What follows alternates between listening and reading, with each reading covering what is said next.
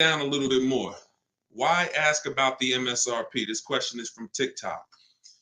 You need to know the MSRP for several reasons. If you're leasing, you need to know what percentage are you paying relative to the MSRP, because the 1% lease rule has always been based off the MSRP. If you got a lease payment and it was 1% of the MSRP, like $40,000 is the MSRP, your lease payment is $400 or less, then you basically stole a vehicle. And that rule has been around since the beginning of time. So when it comes to purchasing a used car, you need to know the MSRP, because how do you know how much you're saving if you don't know the original MSRP? How do you know how much you're saving? For instance, I bought a pre-owned Infiniti truck a little over a year ago. I paid 31 and change. I knew that the original MSRP was 54,545. Without knowing the MSRP, I wouldn't know how much I was saving off the original. And that's the only thing that's really important when you are shopping for a used car and you're trying to make sure you're getting a great price. There's other things you got to be concerned. There's two main things when you're buying a used car. Got to make sure you're getting a great car. You need a quality vehicle. That has nothing to do with price. Then the second thing is you got to make sure you're getting a below market deal and make sure you're paying a great price for it, in which case you must know the MSRP. Great question. Great question.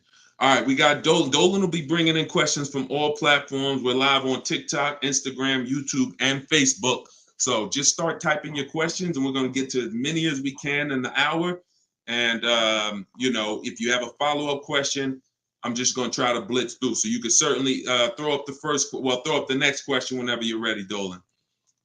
I'm 8K under. My credit is challenged. My car is in danger of getting repossessed. What do I do? All right.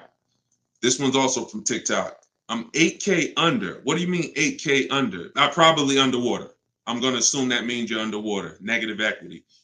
If that's the case, then what you want to do is you want to get so you're at negative equity, but then you're also behind on payments. I mean, you got to catch up on the payments. I mean, you could try to refinance. You're going to have a hard time. Negative equity, you can't sell it. If you had positive equity, you could sell it.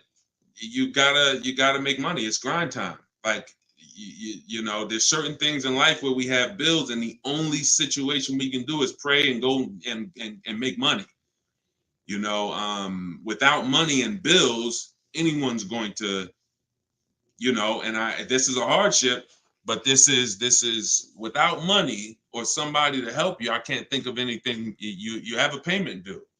So, the best thing you could do right now is to focus on how you can make some money so that you can pay the car. Negative equity isn't the biggest problem. The biggest problem is the car is in danger of being repossessed. If the car gets repossessed, now you got to start over. It's not the end of the world, but you're certainly going to have to start over, because you're going to have a repossession on your credit, and you're going to have to buy a car with bad credit. I would be trying to rebuild my credit. That's what I would be trying to do. Make money, and if the car gets taken, you got to start rebuilding your credit. Follow Shonda Martin. She's a great resource on all these platforms. And but yeah, man, money answers to all things. Book of Ecclesiastes. So figure out how to make some money, man. Work overtime, double shift, second job, start a business on the side. As long as it does, you got to make some money. Can't make car payments without money. So go ahead, Dolan. Wish you the best, man. Keep me posted. This one's from Instagram. On a 3-year-old used car, what percentage from original MSRP should I be looking at for a price point? It goes by comparison. You should be comparing. Without something to compare it to, you won't be able to see the actual, what the discount should be. You need something to compare it to. We do these live shows. We got a couple hundred people on here already. The goal is to figure out through comparison shopping what you should be doing and what you should be paying. Hold on one second, y'all.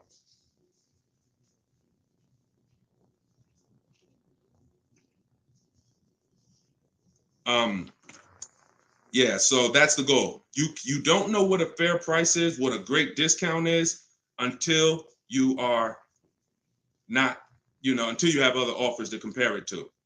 That's the problem. Go ahead, Dolan, shoot the next question up. Like, I didn't know that 42% off my Infinity that I got was a great discount until I compared it to the others. I narrowed it down to 4 choices, and then 3 of them were not as big of a discount. And, one of them was, most of them were in the 30s. This particular one was a 42% discount off the original MSRP. Go ahead, Dolan. Oh, this one's TikTok. How do I get the lease rate down? You always, listen, the only way you're going to get a great lease deal is by comparison offers. You got to get at least 5 offers because 80% of dealers are overpriced. And the only way you're going to see that is by looking at other offers. See, most of the questions y'all are going to find out have to do with you shopping for cars the way you shop for other things in life. You shop for everything else. When we get great deals, it's comparisons. Everything we do is a comparison. Now, the only way you have price assurance is through comparison and knowing. If somebody tells you, we guarantee no one will beat our price, or hey, Walmart says you could buy this item and if you find it at a lower price, we'll match it or we'll beat it. See, that's price assurance. That's comparison. That gives you peace of mind of knowing I'm not overpaying. And the only way for you to bring that same piece, the reason why we're able to, and for those of you, if this is your first time on a live with us, type 1. If you've never been on a live stream with me, type a 1 in the chat. See how many first time people we got. How many people first time? What y'all are going to see is what I'm teaching you to do is shop for cars the way you shop for everything else.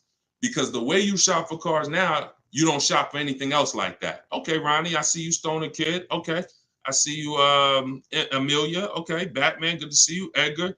Okay, Paul, we got a lot of first-time people on here. So what you want to do is start shopping for cars the way you shop for everything else. And we get great deals by comparing offers. Now, some of the people I'm going to introduce you to and the way they've gotten their deals is by using what I'm teaching you. Everything that I teach comes out of my new digital book. It's called Car Shopping for People That Hate Car Shopping. 7 Steps to Saving Time, Money, and Avoiding Dealerships. So in that, I have 2 systems for how we comparison shop. One's for new cars and leases. You got to get at least 5 offers. And some of you are like, Deshone, how do I get 5 offers? Well, you stay on. We're going to talk about that. It's easy to do when it's online, but you won't see how different the prices are. When you see, man, everything seems overpriced, it's because you're dealing with what I call the 80%. Dealers that are the 80% are overpriced. They're going to charge you as much as they can because they don't think you're going to find the 20% dealers that are going to beat those offers. So when you talk about how to get a lease rate down, like you look at somebody like Danielle. This is Danielle's lease. She just got a lease on an Audi not too long ago. $44,000 vehicle. She paid $550, no money out of pocket. She just gave him $550, drove off. No down payment. So a lot of the things you're going to see, this is the reason why I represent the Unlearn, Relearn brand. Because a lot of what you've been using, you got to unlearn. It's not going to work here. But I'll help you do that. So for the launch of my new book, you can get yours for 75% off in my TikTok bio. It's normally $97. It's 75% off while we're on the broadcast. You got 30 minutes. And Instagram bio, you can get yours. And if you're on YouTube and if you're on Facebook, I'll put the link for you guys. Y'all can get yours. But that's how you get lease rates down. Comparison offers. Making people bid for your business. Stop negotiating, guys, and start making people bid. We'll talk more about that. Go ahead, Dolan. Shoot the next question up. We're taking questions from all platforms, Facebook, Instagram, YouTube, and TikTok. And could everybody who shares invite somebody? If you're a sharer, I appreciate it. I always give, we're trying to figure out something special we could do for the sharers because there's nothing, I told y'all, inbox me. If you got ideas, what could we do to reward or come up with something for the sharers? Because you guys are the people who help us spread this message. I appreciate all the new people, but I want to do something special for the sharers. Please DM me ideas of what we can do because we want to make it a regular part of our broadcast. All right, I see you, Sharice. Thank you. All right, go ahead. This one's from TikTok. Can you ask for additional discounts since you're an educator? See, the problem is if there's a rebate, then you'll get it when you reveal it.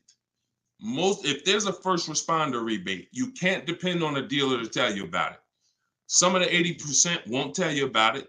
Some of the 80% won't give you the whole thing. If it's a $1,000 rebate, maybe they'll tell you it's 500. We don't trust the 80%. When I was in the dealerships, I saw how the 80% moved. The 20% are the people those are the people you have to find. It's not, you can't just walk in. You don't, unfortunately, there's 17,000 new car dealers in this country. They don't have labels on them. There's not one that say, we're the 20% that beats everyone. You have to find them, and you need a great a bidding system. You can do it manually by phone, or you can do it my way by email, copy and paste. So, but you're not going to, it's like people who said, well, I have a GM, I get a special price with Ford. I get a special price with General Motors. You can't depend on the dealer you're dealing with to tell you the special price and to tell you the rebates if they have them. The only way you're going to see it is by getting at least 5 offers, and then you'll be able to reveal who gave you the real offer. It's unfortunate, but it's actually better for you, because who's not a good negotiator? Type not me if you are not a good negotiator. Just speaking honestly, you're not a good negotiator. It's not your thing. I consider myself to be pretty good, and I won't do it. All right, Danny said not me. Okay. Rai, sorry, I butchered your name. Lovey, okay. This is going to work for everyone who's not a good negotiator. Now, I am a good negotiator, but I won't shop that way. I'm always going to get bids, because if you're negotiating with the 80%, they're so overpriced. Even when they drop down a couple $1,000s, you're still overpaying. That's the whole point. That's why it's best for you to sit at home where you're in control. You can use my way, which is email. We copy and paste. I have a strategy in my book. It's called 25 to 5, where you're going to connect with 25 new car dealers. This is only for buying and leasing new cars. This is not for used cars. I have a different strategy for that. But you're going to sit at home. You're going to connect with 25 dealers online in about 20 minutes. And that's going to get you 5 offers using my scripts, using my replies. Now, the manual way to do it is to pick up the phone, call, and speak to at least 5 sales managers. But you need to get 5 offers. That's the only way you're going to see how much money that the 80% were trying to overcharge you. Does that make sense? And it goes with the same thing with military discounts. Doesn't matter. Special pricing, employee pricing. You must shop multiple offers, because you can't trust the 80% to actually give you the real numbers. All right. Go ahead, Dolan. Bring the next one in. We're taking questions from all platforms. Did I post that link? The book is not good for used car. Absolutely. That's just my system. You're going to hear me talk about 2 systems of shopping multiple offers and options. One's for new cars and leases. That's called the 25 to 5. One's for used cars. That's called the multiple marketplace strategy. When we shop for used cars, we have a different strategy. You must shop for your best used car offer in a different way than your new cars. It's very different. They're both in my book. Y'all will hear me talk about them on my videos, on my social media videos if you've seen them, and you'll hear me talking about them on the live. 2 totally different shopping strategies based on your goal. All right, this one's from Instagram. When you walk into a dealership, the salesman comes at you right away. Can you tell him you're just looking for now, and I'll come get you when I see something? Of course you can. So using what I'm telling you, you should not spend more than 30 minutes in a car dealership ever.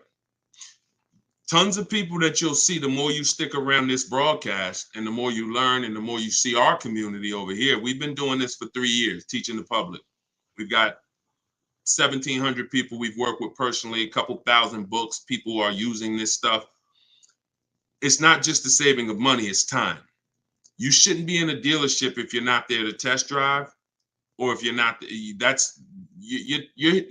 see, We have something we call shopping, not buying.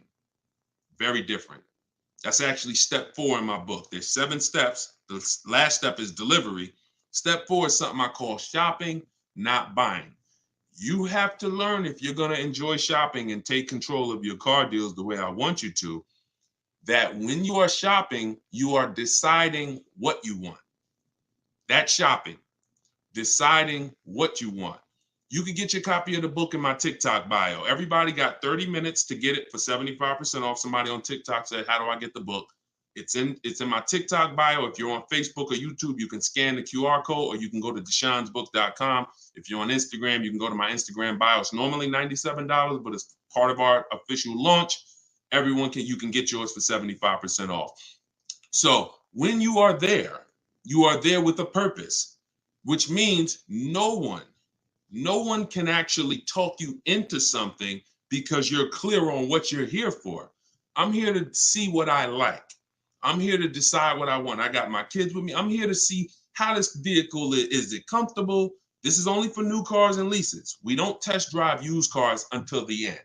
That's a different thing. And I'm answering questions specifically. So when someone asks about a used car test drive, we'll talk about that. For those of you who are leasing and buying new cars, we are there to test drive and decide what we want. That is it.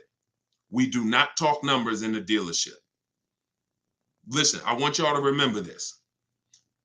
You will never, using what I'm telling you, you will never talk numbers in the dealership. If you are coming there to see a used car, the deal is made already before you get there. Your numbers, everything should be established online. That's the multiple marketplace. There's a very simple process that you can follow for shopping for used cars. By the time you walk in the deal, who's ever had a dealership that they had to walk out of? If you've ever had a dealership where you had to walk out of, type me if you've ever walked out. Somebody wasted your time. Somebody tried to, whatever. You went there and you're like, man, I'm leaving. This isn't good. I'm glad you did that, but I want you to get to the point where no one can even waste your time. That's what I want you to get to, which means every time you walk in the dealership, for a used car, the deal is made. You're just there to test drive it, verify everything you did online. We'll talk about this.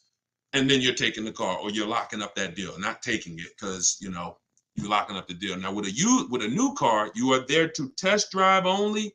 I'm deciding what I want, and here's look, you got to be able to ignore this. Let this stuff go. Hey, can I talk to you? Hey, let me just show you these numbers. Hey, we got some real good deals this month. Hey, you know what? Have you seen the specials? Hey, we got a special price. Hey, we're taking off Hey, we're paying over $2,000 for people's trading. Hey, we're buying old leases back. All of this stuff, it got to just be, that junk got to go using what I teach, because that stuff works for other people. It probably has worked on you in the past. Now, you're not going to let people throw you off this agenda anymore. You are literally there to shop, decide what you want, and when you take your card, take the salesperson's card. When you come home, if you like that vehicle, we will be purchasing it and getting multiple offers from home, never in the dealership. Everybody clear? If you're clear on that so far, type clear. Everybody clear on that? Clear? All right. I see you, Dave. Yep. I see you, Danny. All right. Go ahead. This one's from Facebook. Carla said, my granddaughter purchased her first car in November 2023. She wanted to lease, but was told she was too young. She's 20. How can she transition from a current car note to a lease car when she turns 21 next year? Great question. Who has a car that they're thinking of replacing? You have a car now. You're thinking about replacing that car. Could be a lease, and you have to replace it. Could be a car you own. Could be a car you're financing. So the first step in my book, it's called 7 Steps to Saving Time, Money, and Avoiding Dealerships.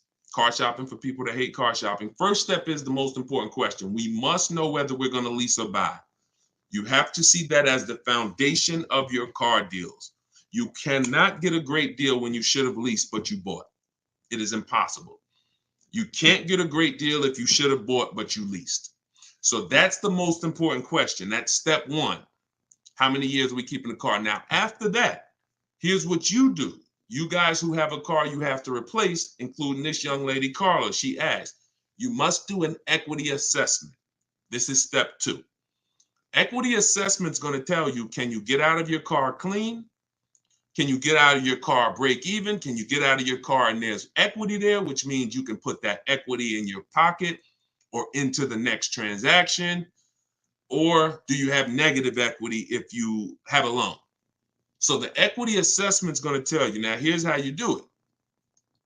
You're going to call your bank. If you have a paid off car, you do not need to do this step. You can skip this step. If you have a loan or a lease, you're going to call your bank. You're going to ask for the payoff.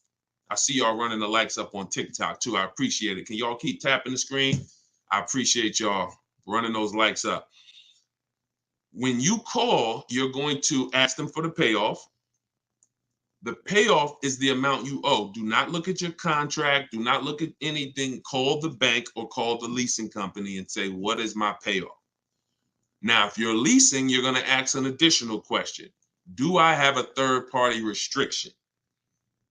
Once you have those answers, you end the call. You are then going to go on to the websites that I'm about to mention. You're going to get 6 bids, 6 offers. My 2 favorite words when buying anything.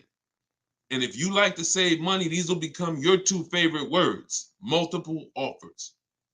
Multiple offers. I love those words. That's how you buy everything else. Multiple offers, multiple options. That's how we save the big money. So you're going to go to carmax.com. This will take you about 20 minutes to do an equity assessment. You're going to go to driveway.com. You're going to go to AutoNation, Sell My Car. Carvana, Kelly's Blue Book, Instant Cash Offer, and Car Guru, Sell My Car. As more people buy cars, we'll keep adding them to our list. Those people are in my book. That's who we get our equity assessment from, because here's what your car is worth, what people are willing to offer you cash for. What's the one word? Some of you have been, hold on, don't bring in the next question until I give you the road, because some of these I got to go a little deep on, Dolan. But you could queue them up. Just get them ready so that, you know, when I call them out, you got them ready. I know you're stacking them. When you look at, you know, getting 6 offers, what's the one word that we don't use anymore? Let's see if anybody was on here. Maybe you were on here for the last couple broadcasts, or a lot of you are new, so you may not know. What's the one word? Good to see you start back up. What's the word that we're not using anymore? And for the new people, you're about to learn. We don't use, let me see if anybody got it. I give it about 3-4 seconds. Okay, everybody's about to learn this for the first time. We don't use the word trade. You don't get maximum money trading anything. I know you've been taught that because dealers have actually taught you to give them multiple transactions in one. You buy your car from them, that's one transaction. You sell your car to them, that's another transaction. And if you get your loan from them, that's a third transaction. All of these are separate transactions. And how big is the money in them? I'll break it down to you like this. You can actually there are companies that only want to lend you money. They don't sell cars. That's how much money is in loans. There's companies and people who just want to buy your car. They don't want to sell your car. That's how much money is in buying cars. So somebody just said trading is convenient, though. If you want to conveniently lose $2,000 or $3,000 because you want to save 30 minutes, then be my guest. I'm talking to the people who are like, Deshone, that's not my thing. And I'm not talking about a private party sale. We're not talking about listing the car on Facebook. We're talking about going to people. All those companies I just named, they literally have a short inspection process and they cut you a check. I sold my lease to CarMax. They won the bid 2 years ago. I walked out with a check. I was there for 45 minutes. Then I brought my parents down because they won the bid for their Mazda. They they taught you that, oh, anything else besides what we're telling you to do is going to be hard. You know, like, oh, you might as well just give us all the business because, you know, anything else is going to be just hard. Meanwhile, what you're putting yourself through is hard. So that's how you do the equity assessment. Now, if you do have a lease, when you go on those websites, there's a question there. It's going to say, is the car owned, financed, or leased? You want to put owned because you just want the true value. And when you put lease, it triggers something on their websites. Don't worry about that. If you don't have a third-party restriction, you can sell direct to anyone. If you have a third-party restriction, you're going to take those offers, and then we're going to call used car managers, because the third-party restriction does not say you can't sell. It says you must sell to a brand of the same dealer, a dealer of the same brand. So if you have a Nissan, you must sell to a Nissan dealer. Here's what that doesn't mean. Go walk into one Nissan dealer. We get bids, we speak to at least 3 to 5 used car managers, we get bids. Are y'all starting to get the sense that everything we do is a bid? And the only way you're going to see how much money you've been losing by not getting multiple offers is to get multiple offers. Everyone I've been working with says, Deshone, there's no way that I would have known how much money was in these car transactions until I started getting multiple offers from home. We don't do this by getting in our car and driving from place to place. We do this by sitting at home and using what online tools have already existed for the last 5-6 years. All right, go ahead, Dolan, bring the next one in. Welcome to all the new people.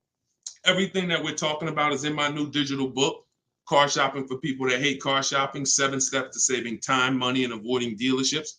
As part of our launch, you can get yours for 75% off. It's normally $97. You got 30 minutes. As part of our welcome offer, get your book. It's in my TikTok bio. It's in my Instagram bio. Click that website before 30 minutes is up and get your book for $24 instead of $97. If you're on Facebook or YouTube, you guys could just click that link that I posted there, deshonsbook.com, or you can scan the QR code. This one's YouTube. Is it best to shop online for a car or go in person to a dealership? You can't do what I'm telling you to do in person.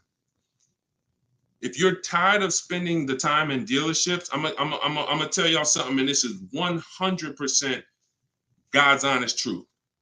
I have not spent more than an hour on a car transaction. I have not spent more than an hour in a car dealership in over 10 years. I've leased since 2015. I got my Infiniti lease then. I leased 2 Infinitis prior to that. I've leased 2 Infinitis. I've leased a Jeep, and I bought this Infiniti truck. I have not spent more than an hour in a car dealership, and my payments are under 1% leases, 42% off the original price on my used car. The internet exists. Do you need to walk into the shop that sells TVs and spend an hour there to get a great deal on a TV in 2024? We got a bunch of smart people on here. Do any of you think that you would get your best price on a TV by going into a store that sells TVs? Anybody on here? In 2024, do you think that? No. We got a bunch of no's. So we understand that when we're buying these items out here, we're never getting our best price by going to the store. We're getting our best price by using the internet as it's meant to be used for comparison shopping and to keep you in control. So great question. Absolutely. No, if you ever talk to somebody and they say they learned from me and they spent more than an hour in a dealership, really, I want to get you to the point where you're 30 minutes. You'll probably be an hour at first, but even if you'll probably be 30 minutes because you're there to test drive or you're there to pick up your car because the deal was made online. It's no reason for me to be here for an hour. Only time I'm there for an hour, only time they got you there for an hour is when you're sitting down letting them talk numbers to you. It's the only time. That's the only time. Thanks for everybody who's giving gifts. I appreciate you supporting the broadcast, and shout out to the sharers. What Instagram allows you to do is Instagram, you can hit that share button and you can share, just run down the list of your friends, invite one friend over here. Because I'm telling you, people are going to be mad at you. I don't want to break up friendships, y'all. When your friends find out you've been getting this information, using it, saving thousands of dollars, not spending time, and then they go out here and they shopping the old way, and you didn't invite them to the broadcast, what they going to think about that? Come on. I don't want to damage any friendship. So make sure you're doing your friends the justice of inviting them to the broadcast. Go ahead, Dolan. Shoot the next question in. All right. And we're taking questions from all 4 platforms. So just keep typing them. We'll get through as many as we can in the hour. Erica, this one's from YouTube. I purchased a used vehicle from the dealership, and 2 weeks later they called me and asked me to bring it back because the previous owner wanted it back. Can they do that? Mm, mm, that's a nightmare. Um, mm. Y'all hear that question? Erica purchased a used vehicle. 2 weeks later, they called, asked to bring the car back because the previous owner wanted it back. So it's less about your transaction, and it's more about if the transaction with the original owner was legally closed. If they left the transaction open, now if I'm you, do you have your paperwork? You have all your loan? And here's the most important thing: has the loan been funded? Is there a new loan attached to that vehicle under your name? Are they in the process of registering that vehicle under your name? Now, here's where you could be dealing with the crap that the 80% of dealers who are scumbags. This is what they do sometimes. They'll take a car from a customer. They're waiting for the title. They technically don't have the legal right. They have the legal right to sell the car, but there's a loophole there probably because they haven't gotten the title from the owner. And if the owner comes in and says, you know what, I changed my mind, and the owner's holding the title, but what I would do if I'm you, somebody got to call me. I want to look at your paperwork. If you have a loan, Erica, whatever bank you're going through, I would call them, and I would call if the bank knows you and they've established an account number for you, and they're like, yes, Miss Maxwell, we know you. Then I'm holding on to the car until somebody comes and pries it from my hands because I have a legal right to this car. There's a loan under my name. You have my money. You have started this process. If none of that's in place, then and it sounds like, I mean, it sounds like you dealt with a scumbag dealership, but that's what I would do. I'm not just giving up the car because you said, oh, the owner wants it back. The old owner wants it. That's not my problem. You made a deal with me. I have paperwork that is binding. And, you work that out with the owner because that happens sometimes. Dealers do some crappy stuff, or dealers don't cross their T's, dot their I's, and then and then the owner comes in, the original owner who traded the car. That ain't got nothing to do with who you sold that car to. That car is on the road and there's a loan attached to it, or there's been cash paid for it. Now I'm holding on to this car until you legally show me that I need to release this car. And I might call a lawyer and see, can I get some damages out of this? Like, this is just, God, the 80%, we got to put them out of business. And the only way you get these wolves out of business, y'all, is you got to starve them. I'm telling you, the more people that shop online, when you learn how to shop online the right way, people like this won't be able to exist. But because most people are still going in the old way shopping, giving them a chance to do this, keep me posted, Erica. It sounds like it's a terrible situation, but please keep me posted on that. Go ahead, shoot the next one in, Dolan. This one's from TikTok. What's the best practice for buying a car after bankruptcy? If the bankruptcy's been discharged, start rebuilding your credit. I've seen people who went through a bankruptcy. Once it was discharged, they started building credit immediately, and they were up to a 700 score in a year. So, it's the key is not to come out of bankruptcy and start buying stuff. The key is come out of bankruptcy and start rebuilding your credit, because if you can do it relatively quickly. Everyone should be following Shonda Martin. Some of you may know her. She's all over all these platforms. She does what I do, but she does it for credit. She'll do lives. The girl is brilliant, and I tell everybody about her. But that's the whole thing. You should be rebuilding your credit. You can do it quick. Get yourself up to a high 600-700 score, and then go and get a car. That's what I do.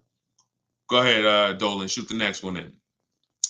It's another one from TikTok. How do you feel about buying a car with a credit card? I don't. Credit cards are 20-something% interest. I don't carry a balance on my credit cards. Shonda doesn't recommend carrying a balance on her credit cards because the interest is exorbitant, and we would never buy a car with a credit card under any circumstances. Instagram. How do I keep my credit score from taking a hit each time I shop for a vehicle? Okay, good question. Let's go into detail on something I call the bank bidding war. Okay, this is something that I'm sure, unless you guys have been on here before, you've probably never heard. So you heard me say everything is a bid, right? So the same way we make dealers bid for who wins our business, who's going to sell us a car, same way we make the companies bid on who's going to buy our car, this is the same way we make banks and credit unions bid. 1 point on an interest rate on a $30,000 loan could be $1,000. So we're looking, so we take interest, we take shopping for car loans as serious as we take getting bids for the new car. There's thousands of dollars in loans. Remember what I said about 15 minutes ago? There's people who just want to give you a loan. That should tell you there's a lot of money in loans. They don't sell cars. So if there's a lot of money in loans, you're going to see this isn't about relationships. You're either going to be a relationship person or a money person. If you want to be a relationship person, type R. That's going to cost you money in what I'm telling you. If you want to be a money person, if you want to save all the money that you should be saving, type M. That's going to come at an expense of relationships, because your bank is not your friend. They're in the business of making money. All right, I see you, Jennifer. I see, all right, a lot of people typing M's. Listen, if you used to go to dinner with your car salesman, invite them to the barbecues, that's going to change when you start getting bids. Unless he just wants to compete. If he's willing to compete, then it won't change. But going back to what Cindy's asking, how do I keep my credit score from taking a hit? So there's a way you do this bank bidding war. There's 3 rounds to it. 3 rounds to it. The first thing we're going to do is check to see, are there any special interest rates for the car we're shopping for? Because if the bank is offering you 0%, 0.99%, this will only come from the company that makes the car. This won't come from a bank or a credit union. When you see 0%, 0.99%, it's like a finance rebate. It's like they're incentivizing you to finance, giving you very cheap or free money to use. No bank can compete with that. So the first thing you're doing, whether you're shopping for a new car, used car, is checking there. That's round 1 of the bank bidding war. Because if you do see that, there's no other reason to let anyone run your credit. That's what I'm getting. I'm going to get the 0%. I'm going to get the 1.99. Now, if that doesn't exist, now what we're doing is we're shopping for our car, and we're going to lock up our car, get our offers. No one needs your credit. When you're getting offers the right way, no one needs your credit to give you an offer. That's a lie. Deshone, they told me they did. They lied to you. What I tell you about the 80%? The 80% lie. Straight face. Look you in the eye. So we're going to get our offers. Once we find the best offer in the market, we reserve the car. We take that buyer's order. We come home. And now we're going to let tons of people run our credit. Isn't that going to make it go down? Here's how the bank bidding war works, and you can Google this. The credit bureaus allow you to have multiple people run your credit within a finite period of time. Experian has an article on this. They say between 14 and 45 days. If you're letting all these people run your credit within this period of time, what it looks like to the credit bureaus is you're rate shopping. You're rate shopping. They're not going to penalize you for rate shopping. They will penalize you from going to dealer, letting this dealer run your credit, letting this, oh, I'm trying to buy this Chevrolet. Oh, run my credit. And then here I'm at a Nissan dealer. Okay, I'll take the Nissan Altima, letting them run your credit. You'll be penalized for that. That is not what I'm telling you to do. I'm telling you, don't do that. So when you get your car, you're bringing that home, and you're going to call your bank. You're going to now call your credit union or go on their online portals, and you're going to go to every online lender. I have some listed in my book, Lightstream, Community Credit Union, and you're going to let all these people make offers for you. Because who's seen a case? This is another reason this works so well. Who's tried to reach out to their bank or their credit union to get a rate, and they say you have to have a car first?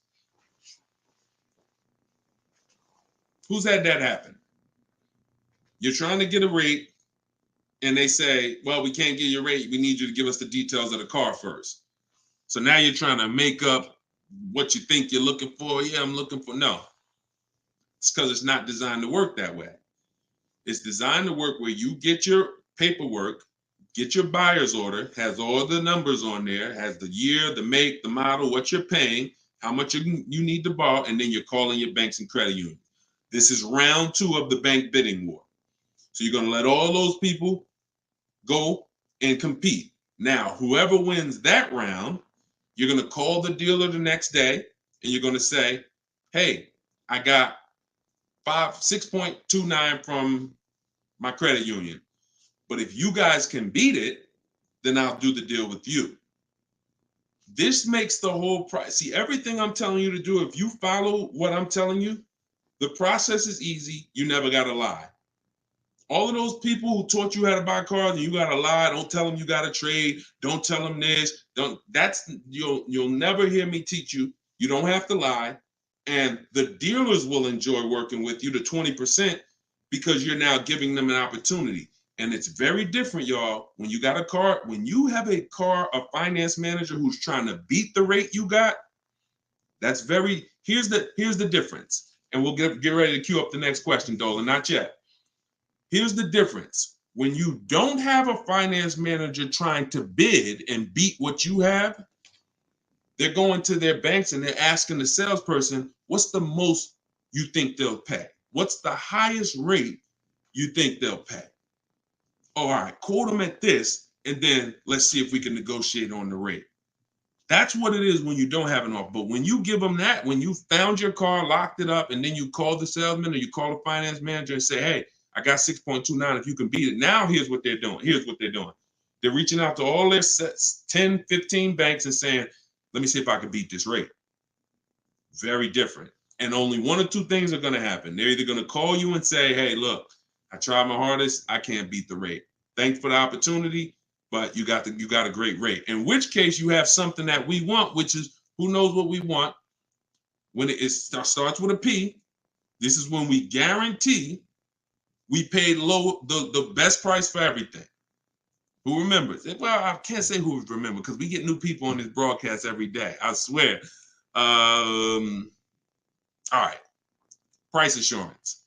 So when y'all hear me say price assurance, what that means is you don't drive off anymore hoping you got a good price. Talking to your spouse, hey, you think we could have did better? You think this interest rate was too high? Could we have got a better interest rate? No. Price assurance means you guarantee you couldn't have paid a lower price for the car. Nobody could have paid because you got bids. Nobody could have gave me a lower interest rate because I got bids. Nobody could have gave me more for my old car because I got bids. That's the only way we get price assurance. And all of this is done while you sit at home.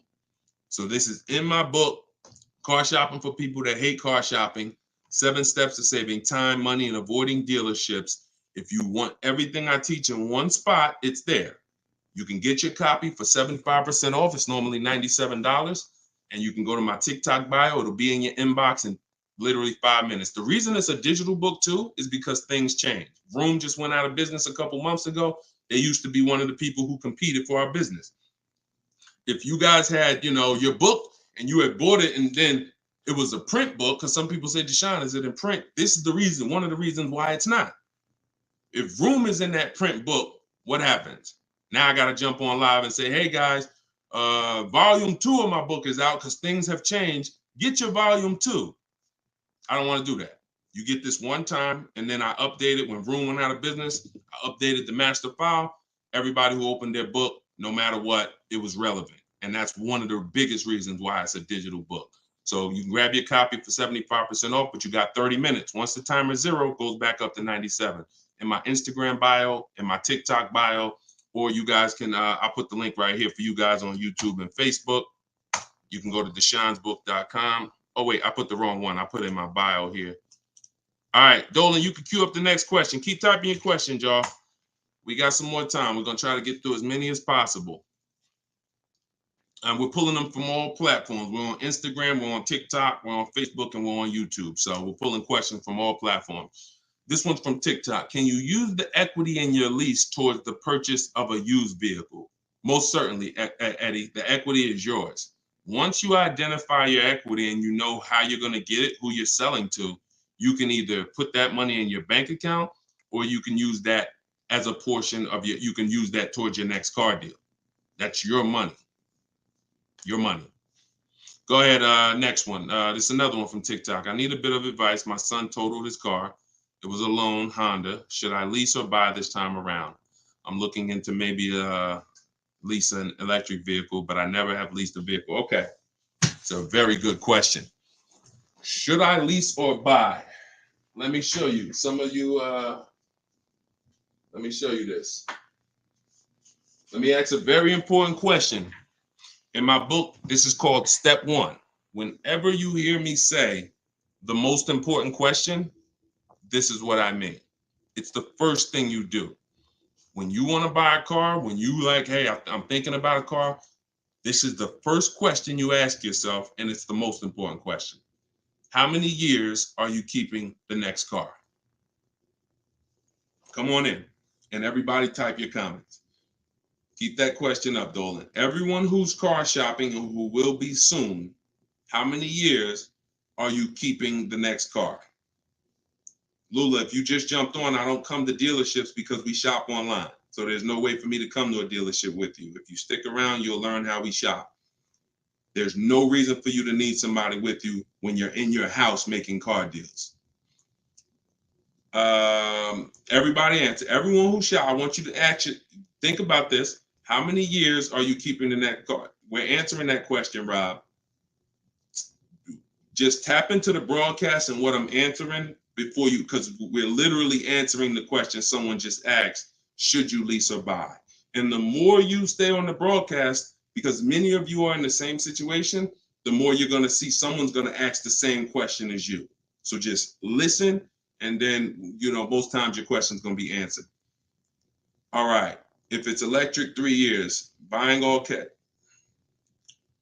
How many years are you keeping the next car? I got to just pay attention to the people that are listening. I'm sorry. All right. Hyla, I see 3 to 4. Vivian, I see 3 years. All right. 6 years. Okay. 3. Okay. 8 years. Okay. So the first question you're asking yourself, should I lease or buy? You're going to replace that question with how many years am I keeping the car? Now, if the answer is 8 or more, then you should buy. I'm going to tell you why. This has nothing to do with how you're paying for the car.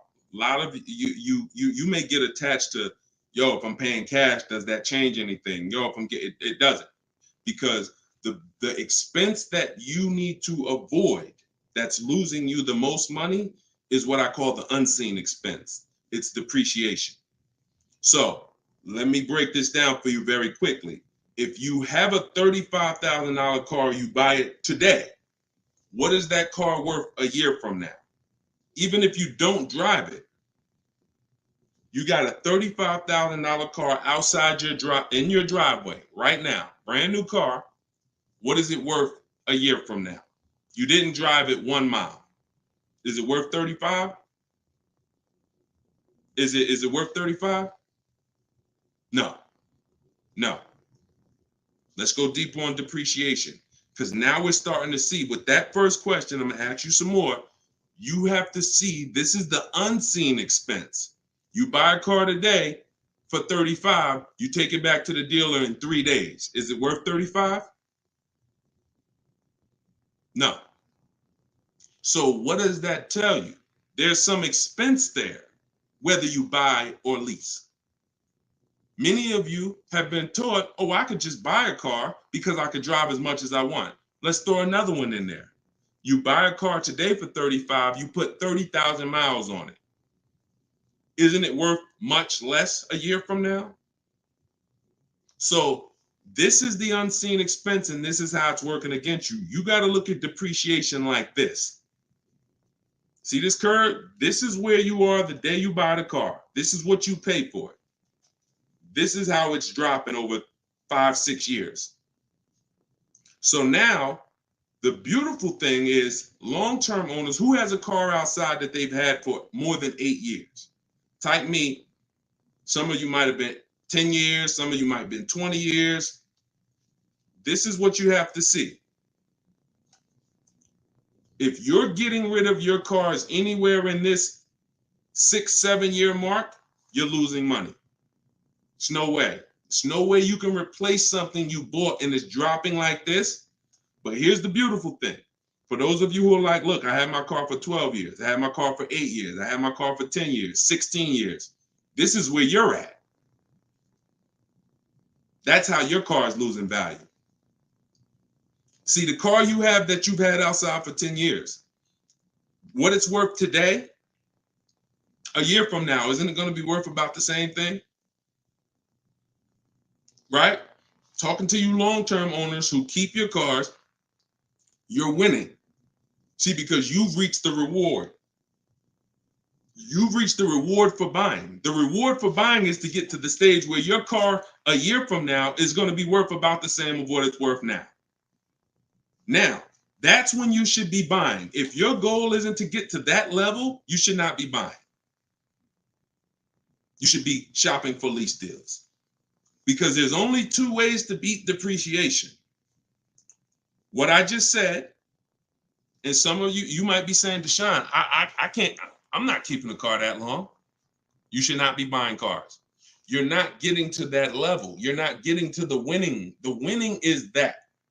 Got a car outside, paid off, barely losing value. It was worth $9,500 last year. It's worth $9,000 this year.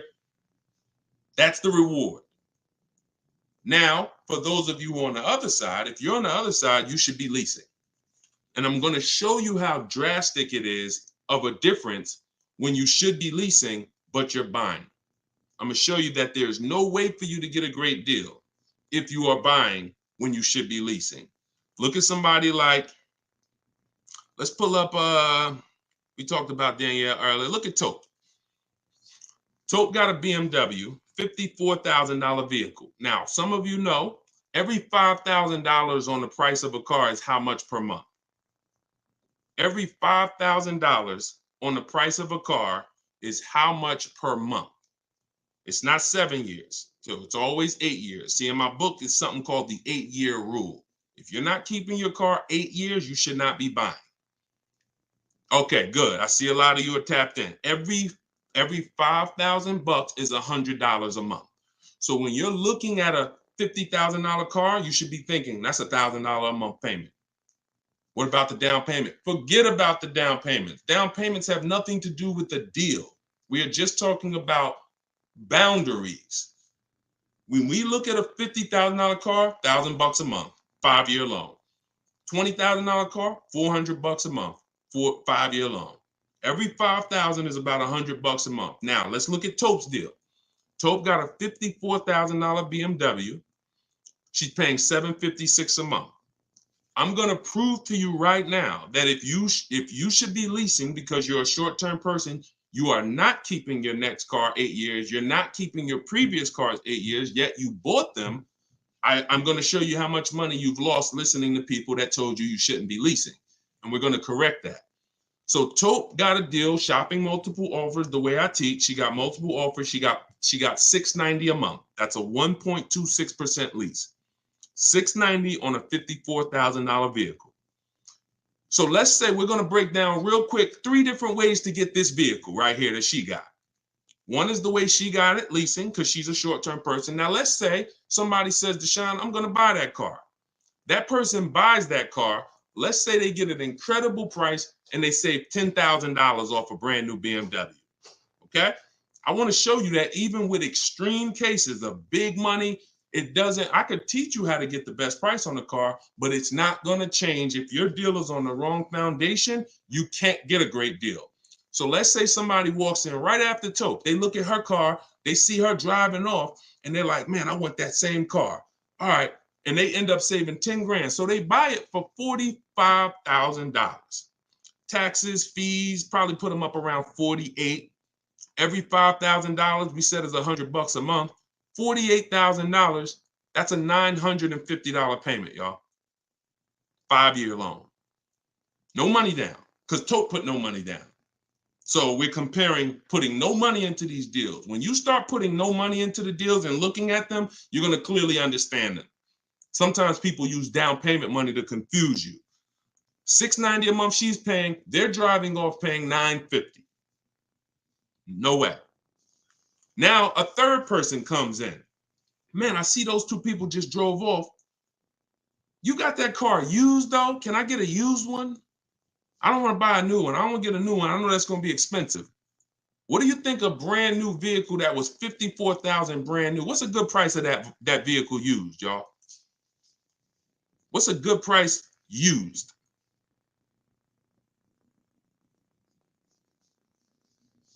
I want to hear it. Somebody throw something out. 40? Okay. 40? I'm going to take the lowest number. This is how it's going to, I mean, it's not going to be 30. Okay. A $54,000 vehicle. You're not, let's take 21. Okay. No, all right. I can't, we gotta use like real answers. So you're not getting a $54,000 vehicle. Oh, maybe I should preface 3 years old, right? Let's say 35. Let's say 35, right? That's pretty conservative. 54,000 new. They find one for a great price. It's a used car. They get it for 35. Every $5,000, $100 a month. What's the car payment? 700. 700. So you have Tope, who's driving off in a brand new BMW, $690 a month. You got the person who bought thinking it saved $10,000, got an incredible discount, $950. And then you got the person who got a 3-year-old BMW. Warranty will be up next year. They're going to be on their own. They're paying $700. That's what I mean. I told you I was going to make it very clear for you that when you should be leasing, you cannot get a great deal. I don't care how much money you save off the car. I don't care if you buy a used one. When you should be shopping for great lease deals, you're not a long-term person. Now, here's where both of those people can beat Tope. Both of those people can keep their cars 8 years, long-term, pay the cars off. Now, we see them down the line, and now they're winning. And it's not that Tope is losing. It's just that they've all won now. Everything when you purchase cars, when you get to this stage, if a person bought that car and they're at this stage now, I had this BMW for 8, 9, 10 years, and it's not losing any value anymore. Oh, you won. That's the reward for buying. But if you're not going to get there, you're losing by not leasing. That's the leasing versus buying. I call that the most important question. It's the first question. When you open my book, it's step 1. How many years are you keeping the next car? That is the first thing you ask yourself because it's the foundation of your car deals. So everything that I'm teaching you is out of my new digital book, Car Shopping for People That Hate Car Shopping. 7 steps to saving time, money, and avoiding dealerships. Step 1 is the most important question. Step 7 is delivery. So by the time you get to step 7, you're either having your car delivered or you're picking it up. This is not a book you read and then you go take a test on it. This is an action guide that gets you closer and closer to your vehicle. And when you get to step 7, you're taking delivery. So you can get it for 75% off. Get your copy. Get your 75% off in my TikTok bio, in my Instagram bio. It'll be in your inbox in literally 5 minutes. If you're on YouTube or Facebook, you can scan the QR code or you can go to deshonebook.com. All right. I love talking about this. Go ahead, Dolan. We probably got time for 2 more. Bring in 2 more, Dolan. Bring in the next one. And then we'll wrap. Yep. I drive too much to lease. See, hold on. Before you say that, you got to be very careful making statements.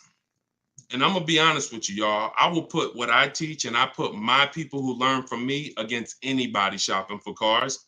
Because once you get this and once you get how to shop, you'll be able to do this in 60 minutes. You'll be able to get great car deals in 60 minutes. But in order for you to win, the best thing for you to do is ask questions here, not make statements. All right. This one's from TikTok. Can you use the equity in your lease toward the purchase? Oh, yeah, we got that one already, Dolan. We did that one. Shoot the next one up. This one's from Instagram. How do you compare car prices if the model has different options and packages? Are you talking about new cars or are you talking about used cars? let's just break down them both. How do you compare car prices if the model has different options and packages? The way we compare lease offers, we look at them from percentages. See, prices can change, but percentages don't. If I got a $40,000 vehicle and I'm paying under 400, that's a 1% lease. We call that a steal. If somebody offers me a $42,000 car, if it's 1%, then that's $420. That's why we go by percentages. Same thing with used cars. When we're looking at a used car, I need to know what the original MSRP was. I'm going to get this from the Carfax. I'm going to get this from, there's a site called With Clutch. Carfax has an agreement with a couple manufacturers where they have the window sticker there. So I'm going to get I'm not going to buy a used car, and I would never recommend you buy a used car without knowing the original MSRP, because we want to look at the discount percentage. So example, my Infinity truck I bought, it was $54,000 brand new. The other three that I was looking at, one was 52, one was 48, one was 46. So when I compared the discount off of the new price, this one had the greatest discount off the new price. Therefore, it was the best offer. And that doesn't matter that it had more options than everything. It also had a greater discount percentage wise. That's how we compare, no matter what prices are being thrown at us. When you learn to look at things percentage, and I have calculators in my book. I have ways that we make offers. I have calculators that I've invented, online calculators where we plug in all our offers and then it spits out the counter offers that we should be making. All of that is in there. Like there's more stuff in the book than I could ever describe on this one live stream. All right, go ahead. Cue up the last one. Pick a good one. TikTok. Listen to him. He got me a check for $4K for my lease car. I said pick a good one. You picked a good one. Listen, a lot of people, and I'm glad, congratulations on that. A lot of people didn't even know you could sell leases. If you didn't know you could sell a lease, type a question mark. Be honest.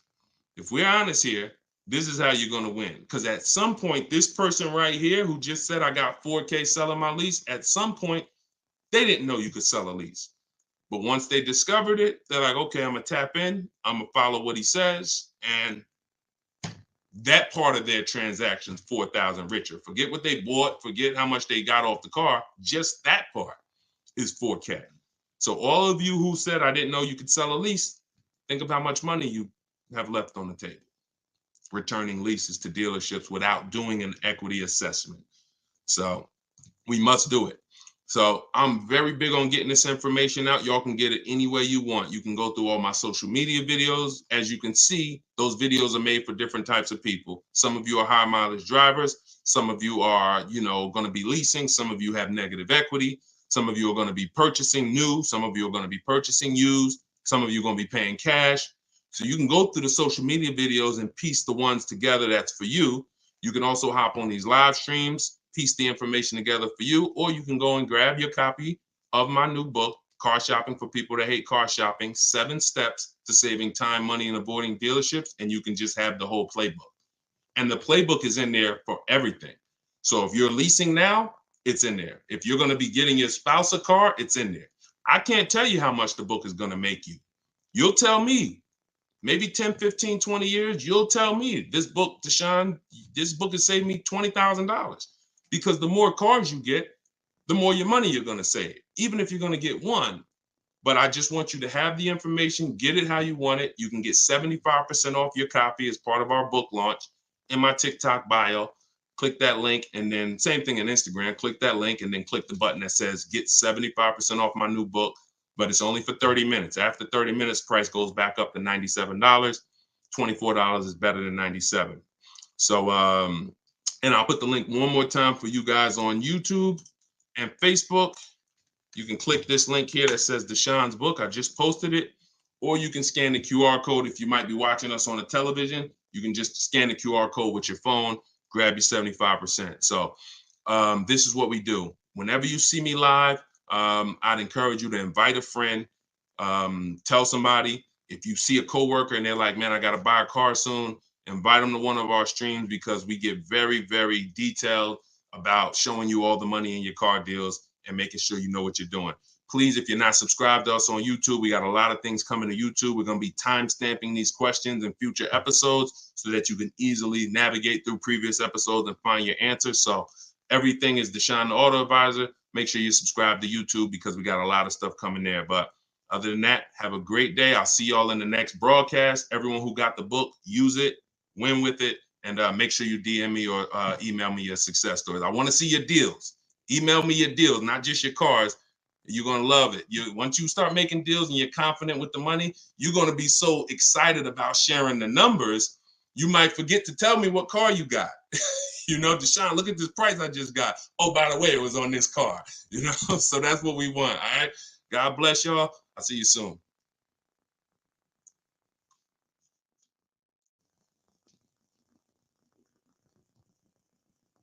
Okay.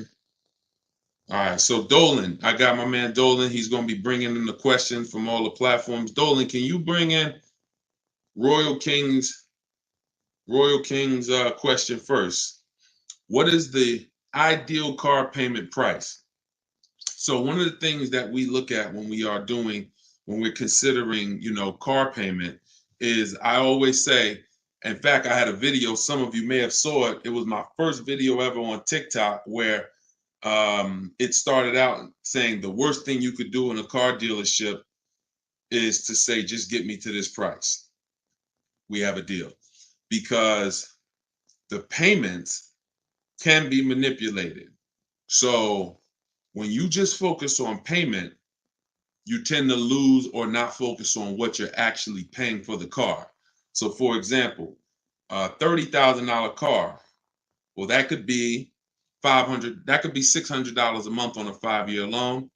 That could be $800 a month on a 5-year loan with a very high interest rate.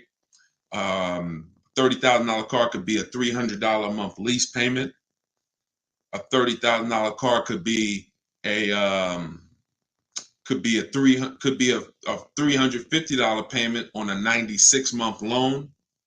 So that's why you don't want to focus on price. What you want to do is you want to focus on, unless you're leasing, you don't want to focus on monthly payment. If you're purchasing a new car or a used car, you want to focus on what is the price I'm paying for the car. And once you are able to focus on that, you'll be able to easily understand what that price should equate to on a monthly payment. Like some of you know, what is every $5,000 on a car payment? Every $5,000, and this is something for you to keep in mind forever, Royal King. The every $5,000 on the purchase price of a car that you're borrowing on a loan is how much per month. Remember this rule. I'm gonna see if anybody else knows. Hey, Kenneth, good to see you. Yeah, smash that like button. Thank you, Brian. Yep. Exactly, Mikhail, $100. So that's a good gauge for you to go in with $100 every 5,000. So when you look at a $10,000 car, what should pop into your mind is $200 a month. You should automatically default to a 5-year loan. I don't want you defaulting to 6. 6 is what I call the longest. I have a rule called the rule of 72 and the 10th birthday, which means we don't take a car loan more than 6 years, which is 72 months, and we don't have a car loan on the car past its 10th birthday. Bad combination, a lot of risk. So if you just default to every $5,000 of the car I'm shopping for, it's going to be $100 a month. That's going to be a good rule of thumb for you to base it off of. So welcome to everybody who just jumped on. If this is your first time with me on a live stream, could you type the number 1? I just always like to see the shout out the first time people. You're here for the first time. We do these live broadcasts. I call them right now. I call them car shopping Q&A, car shopping questions and answers. All right, welcome. Could everybody, if you've been here once before, could y'all just type welcome and just keep sending your questions. After you type welcome to all the new people, type your questions in and we'll get to as many as we can in an hour. This whole broadcast is sponsored by, and I'll be teaching out of my new book. My new digital book is called Car Shopping for People That Hate Car Shopping, 7 Steps to Saving Time, Money, and Avoiding Dealerships. It's a complete system of how to shop and get bids online. You should be doing 90 to 100% of your transaction online if you really want to save all the money. That's what we'll be talking about. You can't do 100% online with a used car because we have to test drive. But new cars, you can do 90 to 100%. Used cars, you can do 90% of your transaction online. So you can get your copy for 75% off in my TikTok bio for 30 minutes, Instagram bio for 30 minutes, or if you're on Facebook or Instagram, just go to Deshone's book or scan the QR code. All right, Dolan, shoot the next question and let's keep them coming. Just tag. All right, this one's from YouTube. Can you explain to me, once I pick a vehicle, how do I get the best lease rate? Will different dealerships, same manufacturers, have different lease rates? Very good question. Every dealership is different, unless there's sometimes price fixing by buying multiple dealerships in the same area. Some people will do that, which means we're going to go outside of that. Typically, when you look at buying up dealerships in the same market, you're trying to fix the price there. So if they go, but that's okay, because what you're going to do is you're going to shop so wide, you'll shop outside of them. You'll get used to driving an hour. If somebody beats the bid and they're saving you thousands of dollars, that's a good car ride when you're going to pick up a car. I had a young lady last year, Shonda, she lives in California. Every Northern California Volvo dealer was saving her money, a little money, but this one in Southern California beat her best offer by $3,000. I said, so what are you going to do? She said, Deshone, the plane ticket was 70. I think she said $73. I'll be on my way. So, you'll get used to that. Every dealer has a different price. And I know you may have thought, oh, these dealers are all the same. Nissan is Nissan. Nope. They're all independently owned, independently operated, and they're all competing. So when the way you shop for the best rate is multiple offers, I teach you to get at least 5. When you are buying a new car or a lease, at least 5 offers, because 80% of dealers are overpriced. So out of that 5 offers, 4 are going to be higher. 1 is going to beat everybody, and that's the one that we go with. I have a system I use called the 25 to 5. I teach this. It's in my book, where we connect with 25 dealers online to get 5 offers. You can do it manually. You can call and ask for sales managers, and you can run your scenario past them, and you can get an offer from them. You need to do 5 though. You're not going to see the big money, the big savings, until you do 5. I've been shopping with enough people around the country the last 3 years to know at least 5 offers, sometimes 7, to save the big money. All right. Go ahead. Bring the next one in, Dolan. Keep typing your questions. We're going to try to get to as many as we can. And for those of you who don't know me, my name is Deshone. I go by Deshone the Auto Advisor. I spent 14 years in the car business. I left in 2020, 5 years with Mercedes, 5 years in General Motors. I say that in most of my videos. And now I spend time educating the public. We are hell-bent, on getting the information to you to help you save money and help you save time. All right, shoot the next one in, Dolan. Let's roll. This one is from TikTok. Upside down on my truck, but want to get a smaller one under lease. What can I do? Okay, so you're upside down. So anybody who knows they're upside down, this is called negative equity. You owe more money on your car than it's worth. First thing you want to do is make sure that you've gotten the highest offers. There's 3 things that you can do with negative equity. If you're in a position where you owe more money on your car than it's worth, you have 3 options. 2 of them, you get a new car. 1 of them, you don't. This is why I call negative equity the devil to your car deals. It's the bad credit for people with good credit, because in some cases, it can stop you from getting a car. So you want to know how you handle it. First option, best option, is for you to get online bids from the people who pay the most for cars. This is not dealerships. This is why we don't trade cars. Some of you, if you were on the last broadcast, or if you've seen some of the other broadcasts, we do not trade cars, because we don't get what our car is worth in the market on trade. Think about it. When have you ever gotten something? Let's just say you got a water and you're trying to trade a water for a pencil. Neither one of those things is getting maximum value. I'm trading a lawnmower for a bicycle.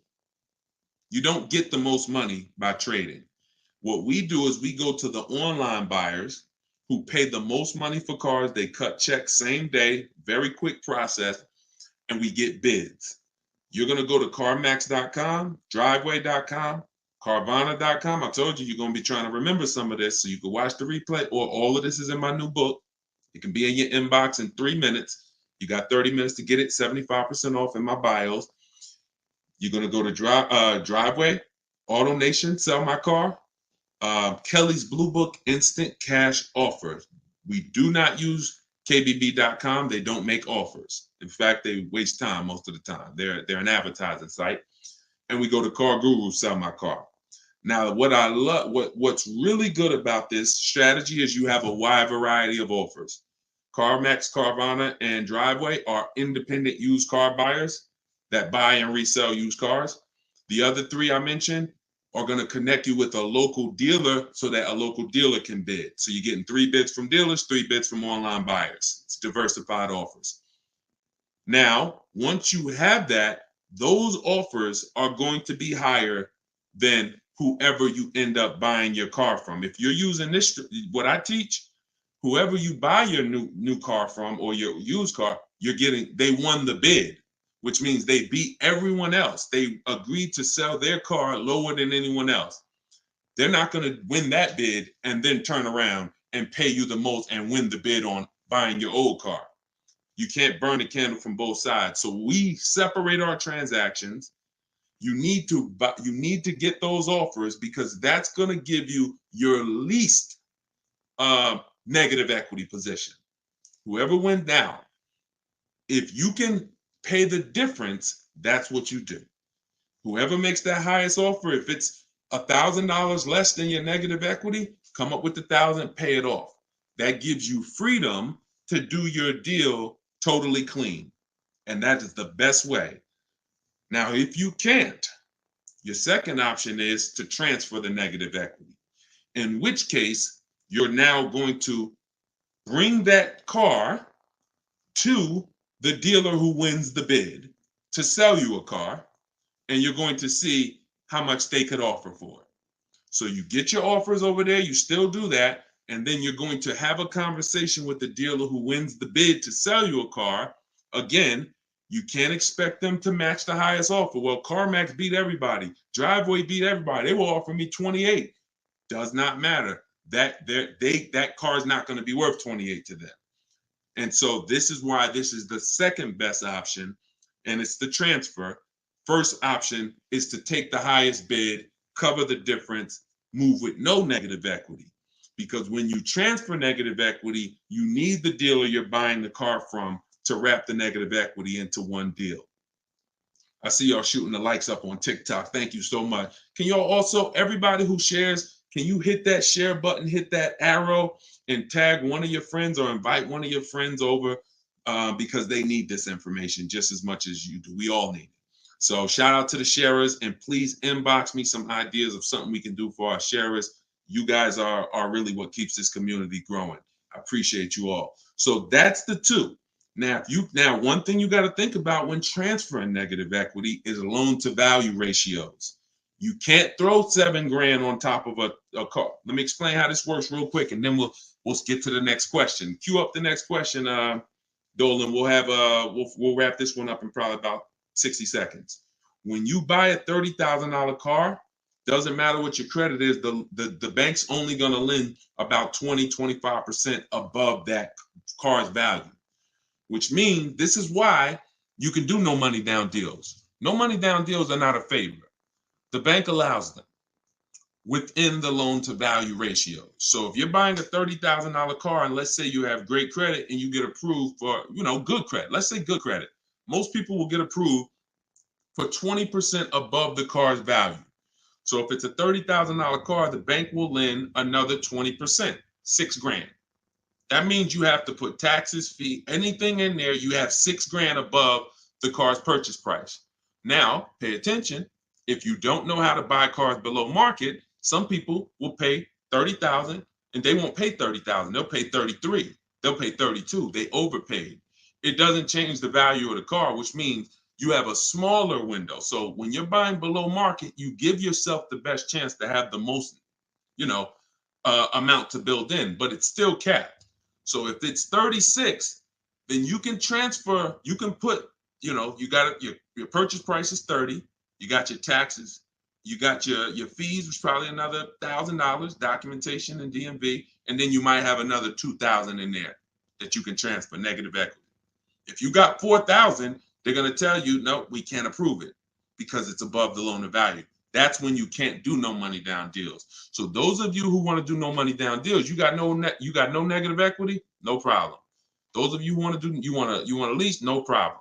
But if you have too much negative equity, you're going to need to put money down because you're going to blow out the loan to value ratio. If you have a 900 credit score, it doesn't change the fact that the bank has thresholds.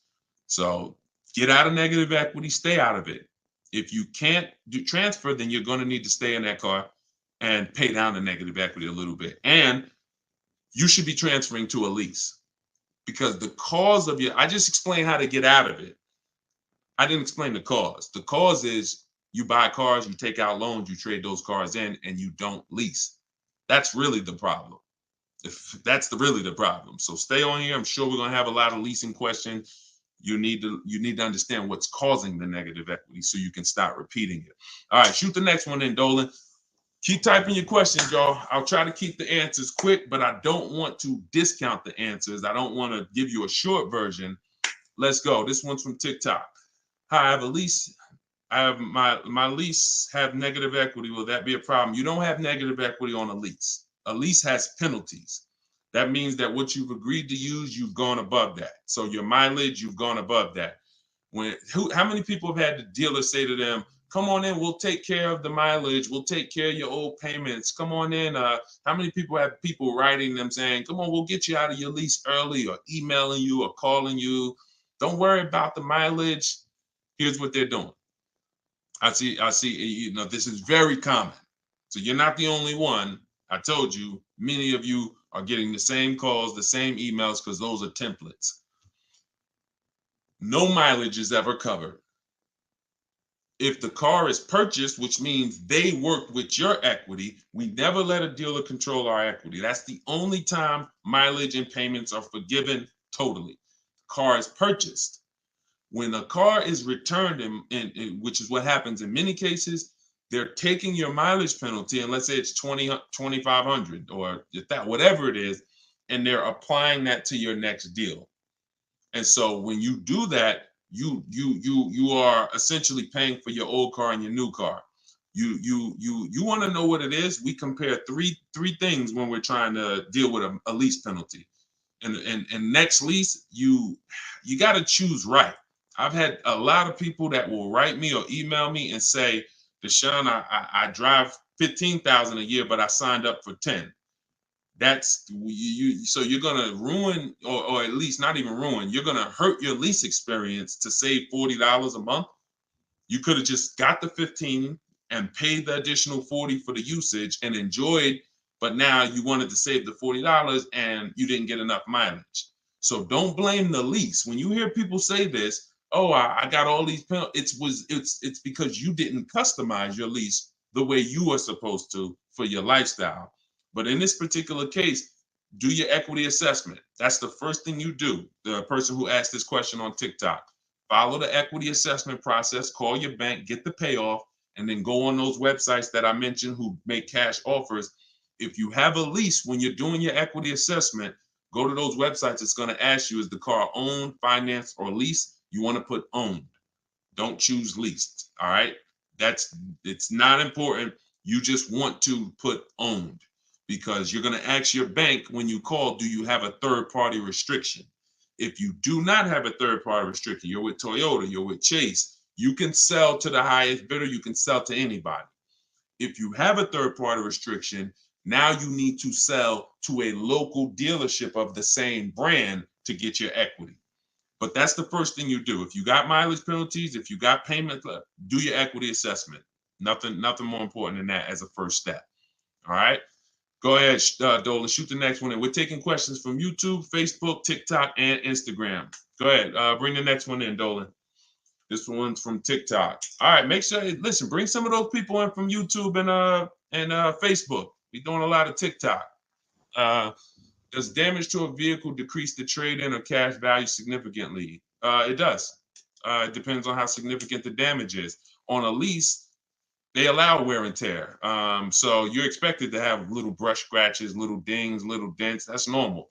If it's damaged, that's like, a baseball size dent, or the tires are completely bald, that means you need new tires. Yes, these things affect your value, because whether you own a car or not, anything that'll make a person be like, oh, I got to put that money into that, that affects your value. If they look and say, all right, I see the car was keyed on the right side, I got to put money in, that affects your value.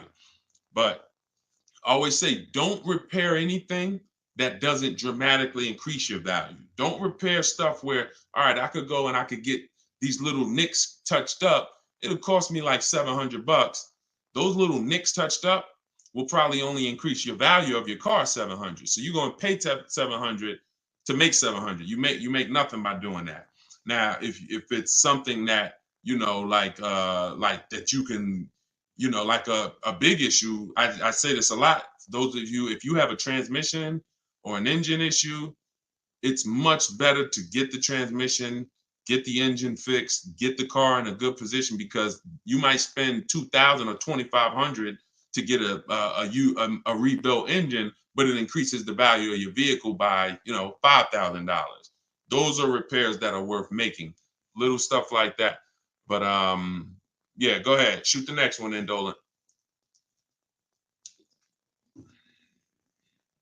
Okay, this one's from YouTube. Would you recommend new or used for a family with a current? Okay, would you recommend used or new for a family with a current car loan for a car but need a bigger car?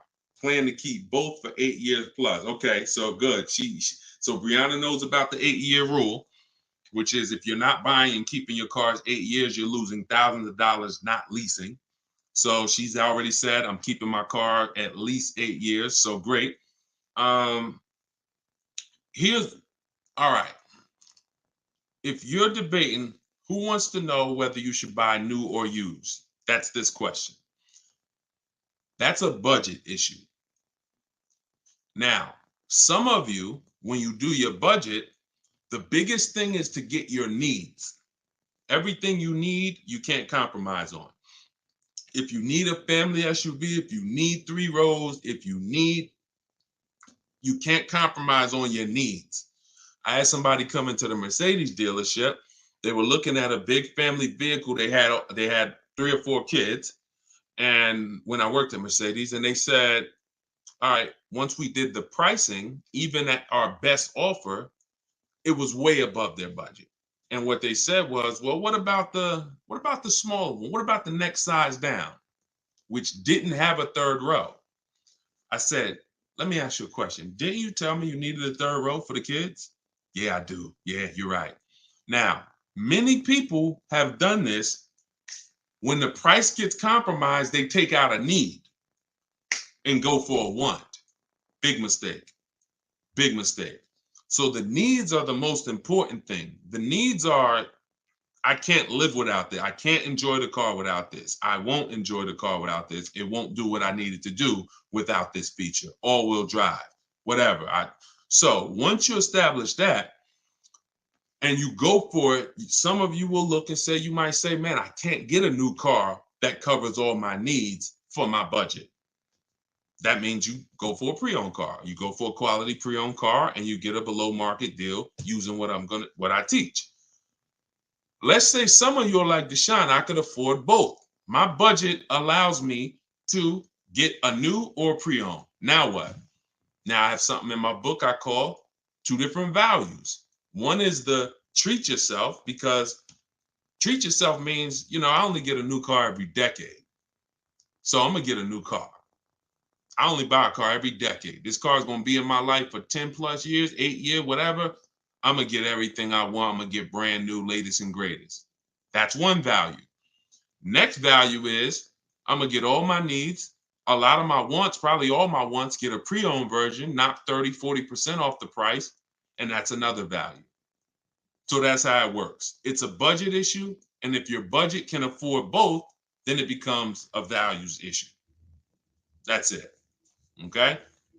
I go into all of this. This is exactly what you do. Like, because there's tons of people who could afford a new car and you just like, oh, should I buy used? I've been hearing people say never buy a new car, but at the end of the day, if you have the budget, you got to remember, if you're keeping the car for the long term, you'll get some of that value back when you sell it in 10 years, in 8 years. So if I pay 20% more because I wanted a new car, I'm going to recoup a percentage of that back. Now, that you're not getting that back if you don't keep it.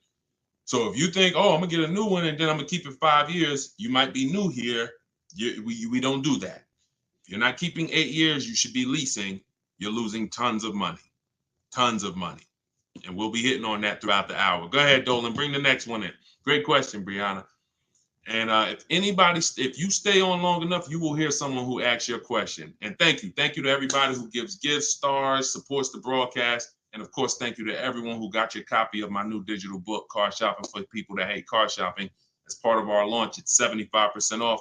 And it's my 7-step system for buying cars, leasing cars, new cars, selling leases, getting the banks to getting the best loans. It's all in there in a step-by-step format. It's normally $97, but as part of our official launch, you can get yours for 75% off in my TikTok bio or in my Instagram bio. Click that website and hit that button that says get new book for 75% off. And if you guys are on Instagram, on YouTube and Facebook, I'll post a link for you guys. You can click this one that says deshonsbook.com or scan the QR code with your phone and grab your copy for 75% off. It'll be in your inbox in 5 minutes. Okay, go ahead, Dolan. Bring the next question in. Let's keep them rolling. Great question so far. This one's from Instagram. What percentage discount off MSRP is a great deal? This depends, and I'm gonna show you why. Let me show you why you can never assume what the bottom of the market is for a car. You will lose all the time. So this is Sean. Sean wrote me the other day. Sean uses my stuff. He gets bids. He wrote me the other day and he said, he said, I'm looking for some advice on this deal. He just wanted to make sure he was doing it right. F-150 Lightning XLT, the MSRP is $73,285. Now, got a $49.90 discount from the dealer who won the bid, and the deal and revealed that there was a $15,500 rebate. Now, all the other offer, what I asked him, because that's over a $20,000 savings on this brand new truck. I said, I haven't seen the other offers yet, but I'm assuming you got at least 5. When we shop for new cars and leases, you use my stuff, you want to save the big money, you must get at least 5 offers because 80% are overpriced. So we get at least 5 offers. And I said, you're saving over 20 grand on this with the discount and the rebates. But the only way to know is to compare to the other offer. How do we know we can't save 25? How do you know the rebate's 15.5? I sold 2 Maybachs when I worked for Mercedes-Benz. They both had $20,000 rebates. How do we know that that's all the rebate money? How do we know they're not holding some back by having other offers? He said, guess I could have put a little more info on here. Yes, I got about 15 quotes. Go for him. And it sounds to you, if you've been shopping the old way, Sean saying I got 15 quotes using my online system, which is copy and pasting emails, it sounds like, wow, that must have took a lot of time. Probably took him 60 minutes to do it. So, and this is the same stuff I want you doing. I couldn't find anything under MSRP in his area. I ended up expanding my search 150 miles outside my area, and I found this deal. I'm going to another state to pick it up, which is something I never would have considered before coming and working and learning from me. See, he didn't know he was going to save 20 grand off the truck. He didn't go in saying, if I can't save 20 grand, I won't get this truck. Look at same thing with Kimberly. Kimberly got a Maserati. She leased hers. Sean's buying his. Kimberly, $86,000 MSRP, $86,961 selling price, $66,261, $20,000 discount, $20,700 to be exact. You get these offers by bidding. Now, at the same time, there's other vehicles like Eddie got his Toyota. He got a 2023 Toyota hybrid, all the bells and whistles, received quotes as high as 10 grand over sticker. And he ended up getting $2,086 under MSRP. That was his lowest bid on a Toyota Camry hybrid. So he didn't go in. We never go in assuming. We don't know what the rebates are. We don't know how much the winning dealer is going to give. But here's what you know. When you shop the right way, you should have a $3,000 to $5,000 difference between your best offer and your highest offer on a regular car. That's a regular car. 3,000 to 5,000, more like 5. That's when you know you shop the right way. And as you get into luxury cars and bigger SUVs, 70, 80, 90 grand, 100 grand, you'll start to see 10 grand spread between your best offer and your highest offer. That's when you know you're shopping right. So we never go in. And here's what, and then cue up the next question, Dolan. What they're never going to do is take the deal they got on one car and bring it to the other car. They're not going to do that. Because we know just because I saved 20 grand on my Maserati, don't mean I'm going to turn around and save 20 grand on my BMW. The bottom of the market for that car is different than the bottom of the car market for this car. All we know is we get the bottom. Whatever it is, we get the bottom. Multiple offers. Go ahead. Cue the next one up. Great question. This one's from Instagram. How can you find a great car deal on a used car? So in my book, I talk, and everything that you're hearing is going to be taught out my book. When you watch my videos on social media, all of this is out my book.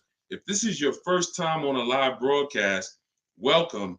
You'll get to know that this is a system. I don't deviate. I don't want you having to figure it out. The system doesn't change. You just got to learn it and realize this is how I shop for used cars now. This is how I shop for leases now. This is how I shop for new cars now. So when it comes to used cars, the first thing we're looking for is a quality car. And then the last thing we're looking for is a below market car deal. All right. Type below if you understand that there's only 3 different market prices. Market value, let's call that average. Is average a deal? Does average sound like it's a deal? I want to see everybody's answers. So y'all, I dialogue. So you might as well keep your hands quick, keep your hands next to your keyboard. Okay? I'm not talking at people. I'm not talking at you. I'm dialoguing with you. So keep your hands next to your keyboard. Nothing about market value is a deal. Something that most people are getting, the average price paid, not a deal. Above market, not a deal. That's even worse. The only thing we care about is below market. That's it. So now, our process for looking for a pre-owned car is different than the process of looking for a new car. New car, I call it the 25 to 5. We reach out to 25 dealers online, takes us 20 minutes. We're going to get 5 to 7 offers out of that. Used cars, we use something I call the multiple marketplace strategy. That means when you shop for a used car, who's going to be shopping for a used car either now or in the near future? Type the letter U. This answer is for you guys. If you're going to be shopping for a used car, either now you are or you're going to be shopping for one soon. Okay, so here's how you set this up. You want to look everywhere used cars are online.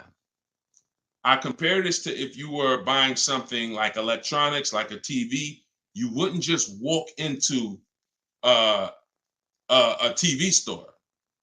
You would be online. I don't know if there's people that still overpay for TVs, but most people are not going to overpay for a TV. Not now. You're going to be online, Amazon, Walmart, Best Buy, everywhere.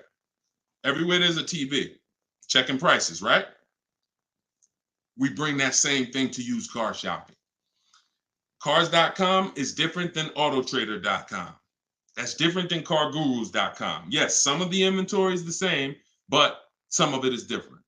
Sometimes you'll see a price on Car Gurus and it hasn't been updated yet, and it's lower on Auto Trader.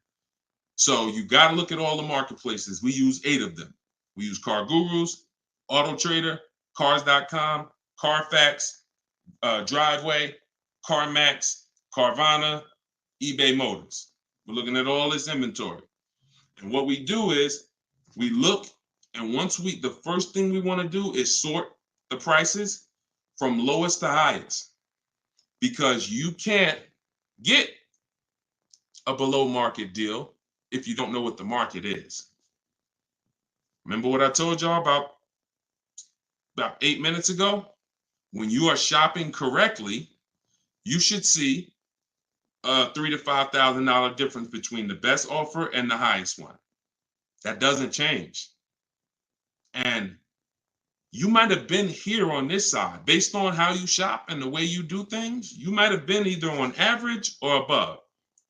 The only way to guarantee you're getting below is you need to look at the market. You need to compare other offers, and I bought below.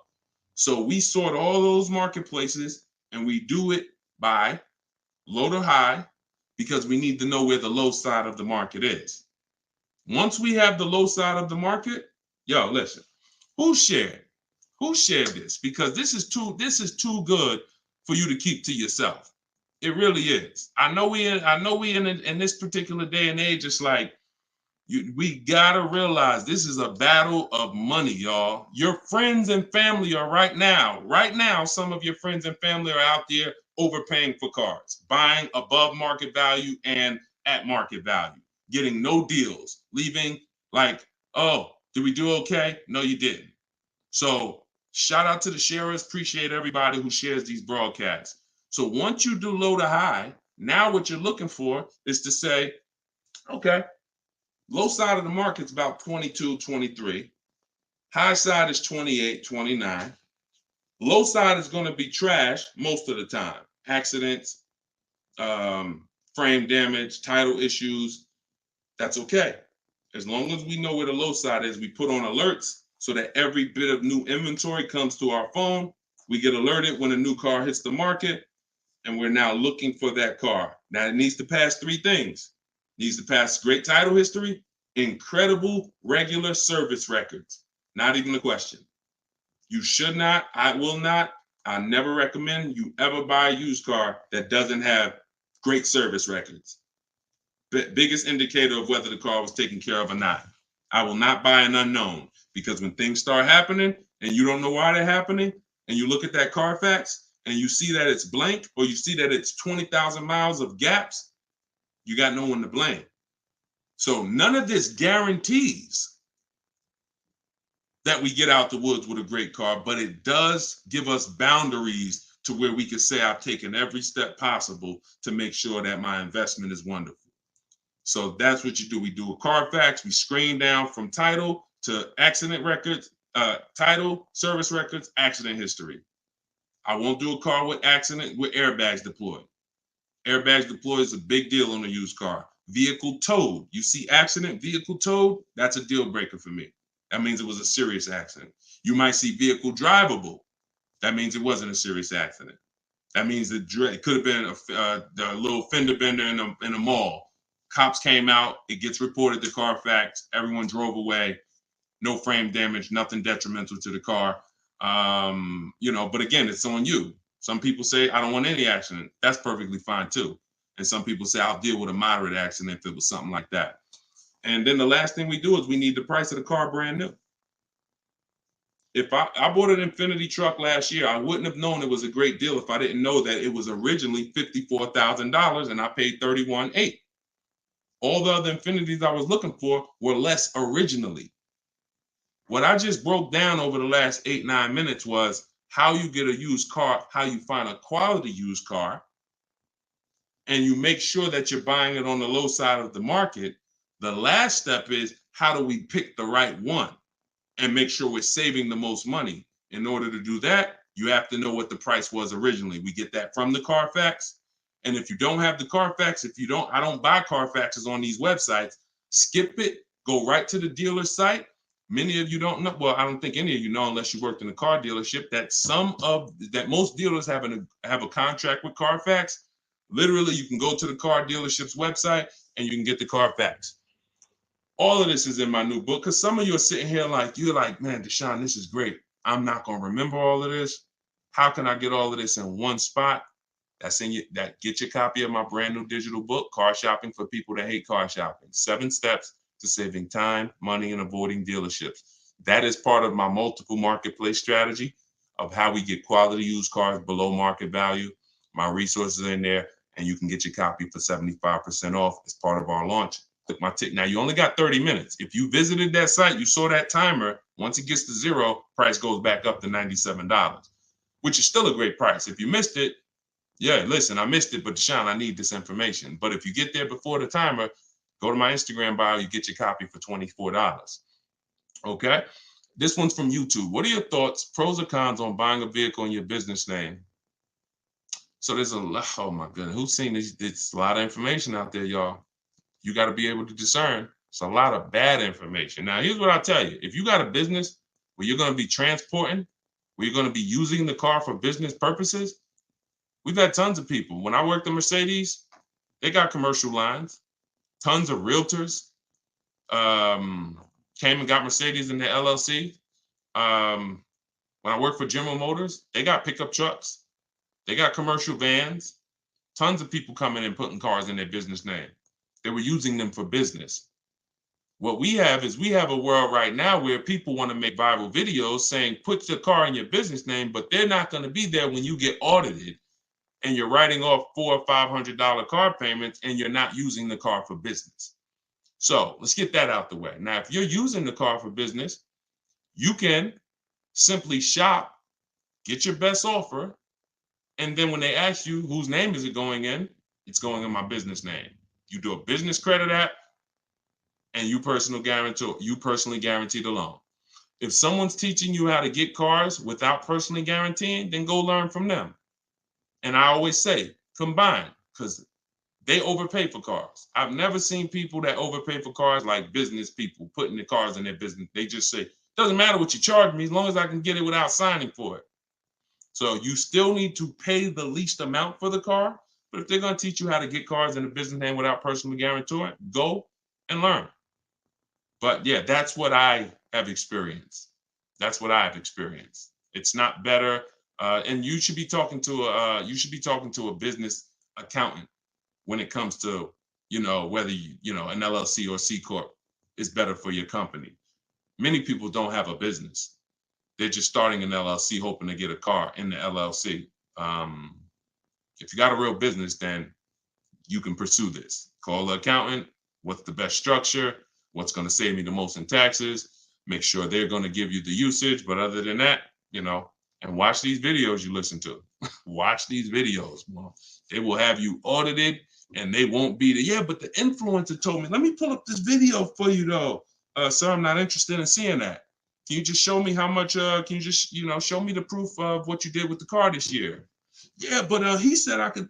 No one cares. They won't be there. They won't be there. Go ahead, shoot the next one in, Dolan.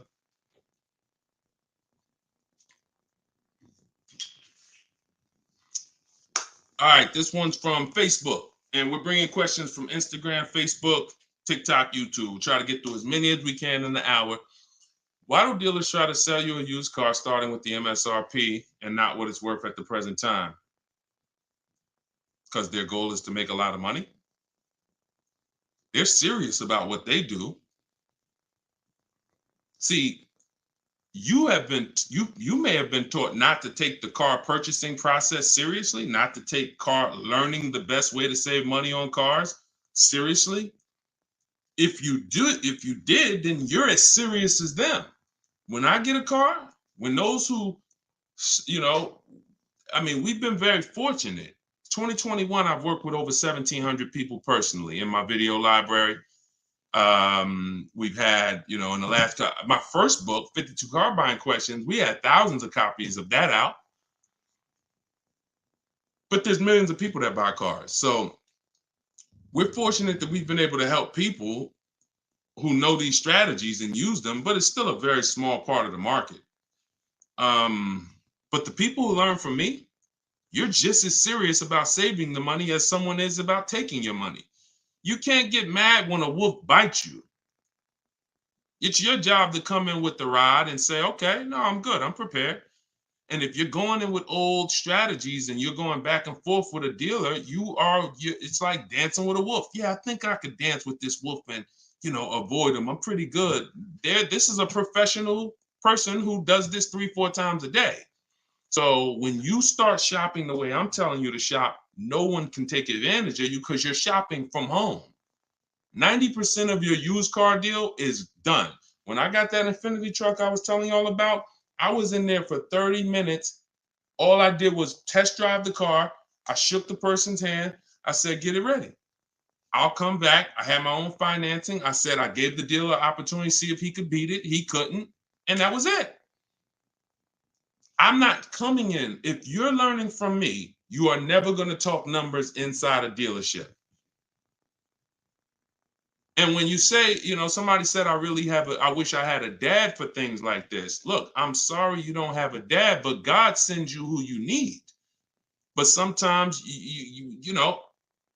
I'm here. I've had tons of women that wrote me and said, man, you know what? My dad used to take me car shopping. He's no longer here. You're my person now. Amen.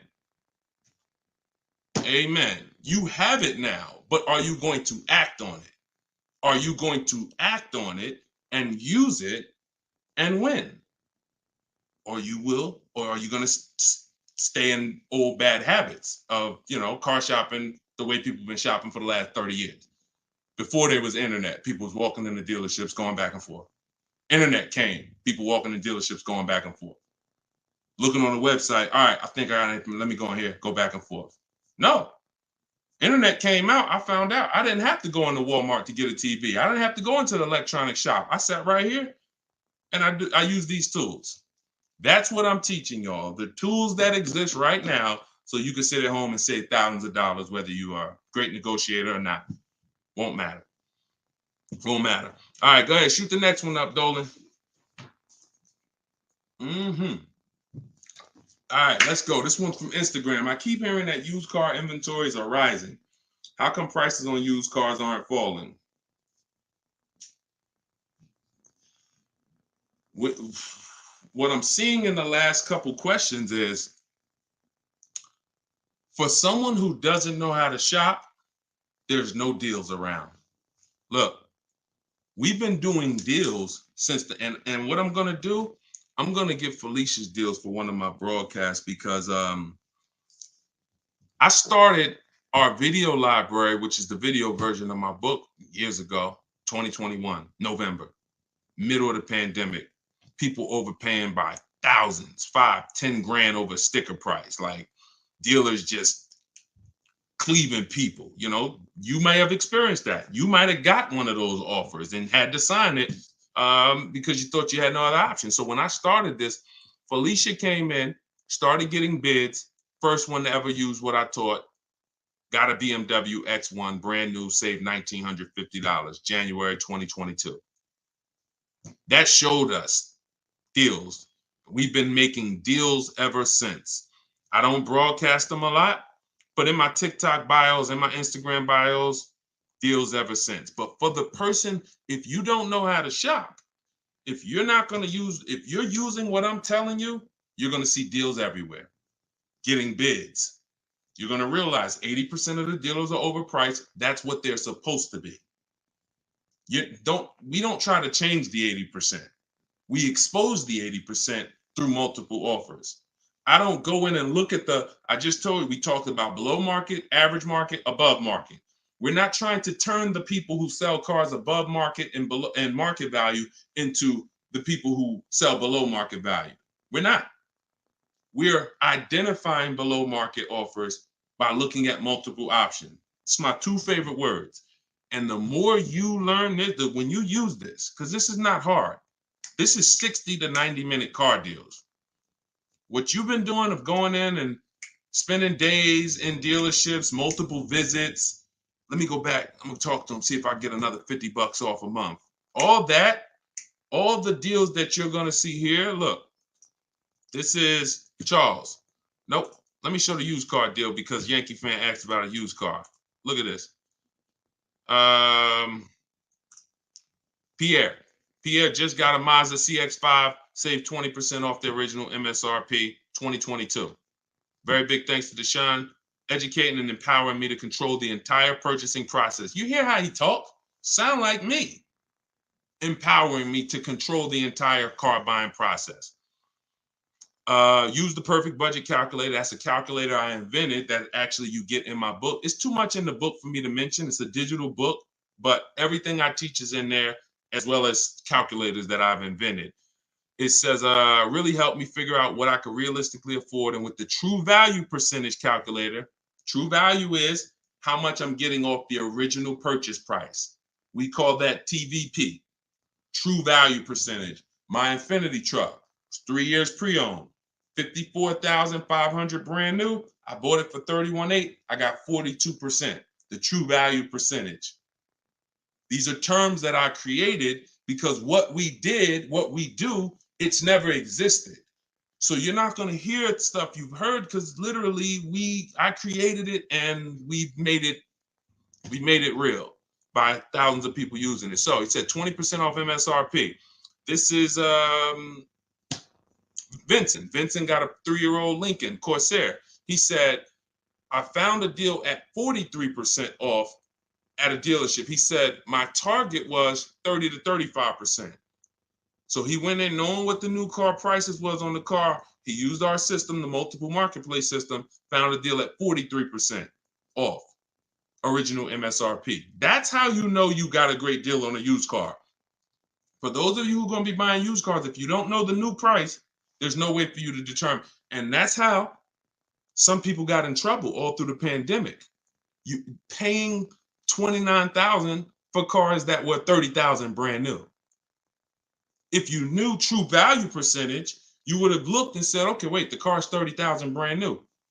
How are you charging 29? You wouldn't even have been there. But because no one has known and they look on websites and it says good deal, great deal, bad deal, and they're using algorithms to tell you that, people went in and they overpaid. Must know true value when it comes to used cars. But there's deals out here. They've been out here, Yankee Fan 201.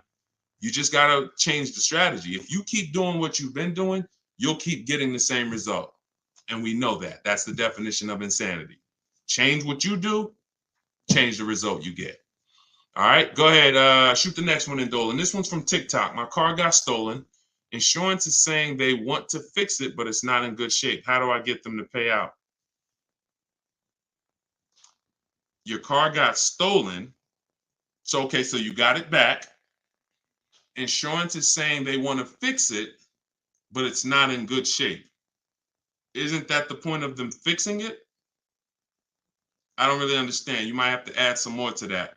It's stolen. It's not going to be in good shape if they've damaged it when they stole it. Now you're going to put in a claim. That's why you have insurance, so that you can have whatever damage was, and you're paying your deductible. So you're not paying if it costs $5,000 to fix. You're not paying $5,000. You're paying your deductible, and the insurance is fixing the car. Unless I'm missing something there. Go ahead, shoot the next one in. All right, here's another one from TikTok. What credit score should you have to use the 1.5% rule on leasing? Fair credit is good for leasing, 670 and up. If I couldn't qualify for a lease, my only goal would be to qualify for a lease, to get my credit where I could qualify for a lease. It's just too much money at stake. I have a 3-year lease that's finished in June. Is it possible to negotiate on the buyout price? No. I haven't heard of it. I'm not going to say no, but I haven't heard of negotiating on the buyout price. Buyout price is set from the day you lease the car. The bank knows what they're looking to get the car back for, what they're looking to sell it for. So, no, I've never seen a case, but I'm not saying it can't be done. I just have never seen it in my experience. And why would you buy the car? Because here's what I want you to be. Give me 1 second. Send up. We'll do William's question next from Facebook.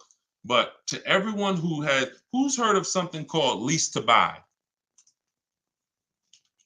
Type of 1 if you've heard of something called lease to buy. Lease to buy. or if you've ever done a lease to buy. Okay? All right, I see Mike, I see Ray Ray, I see A. Marie. Okay, Miguel said I never heard of it.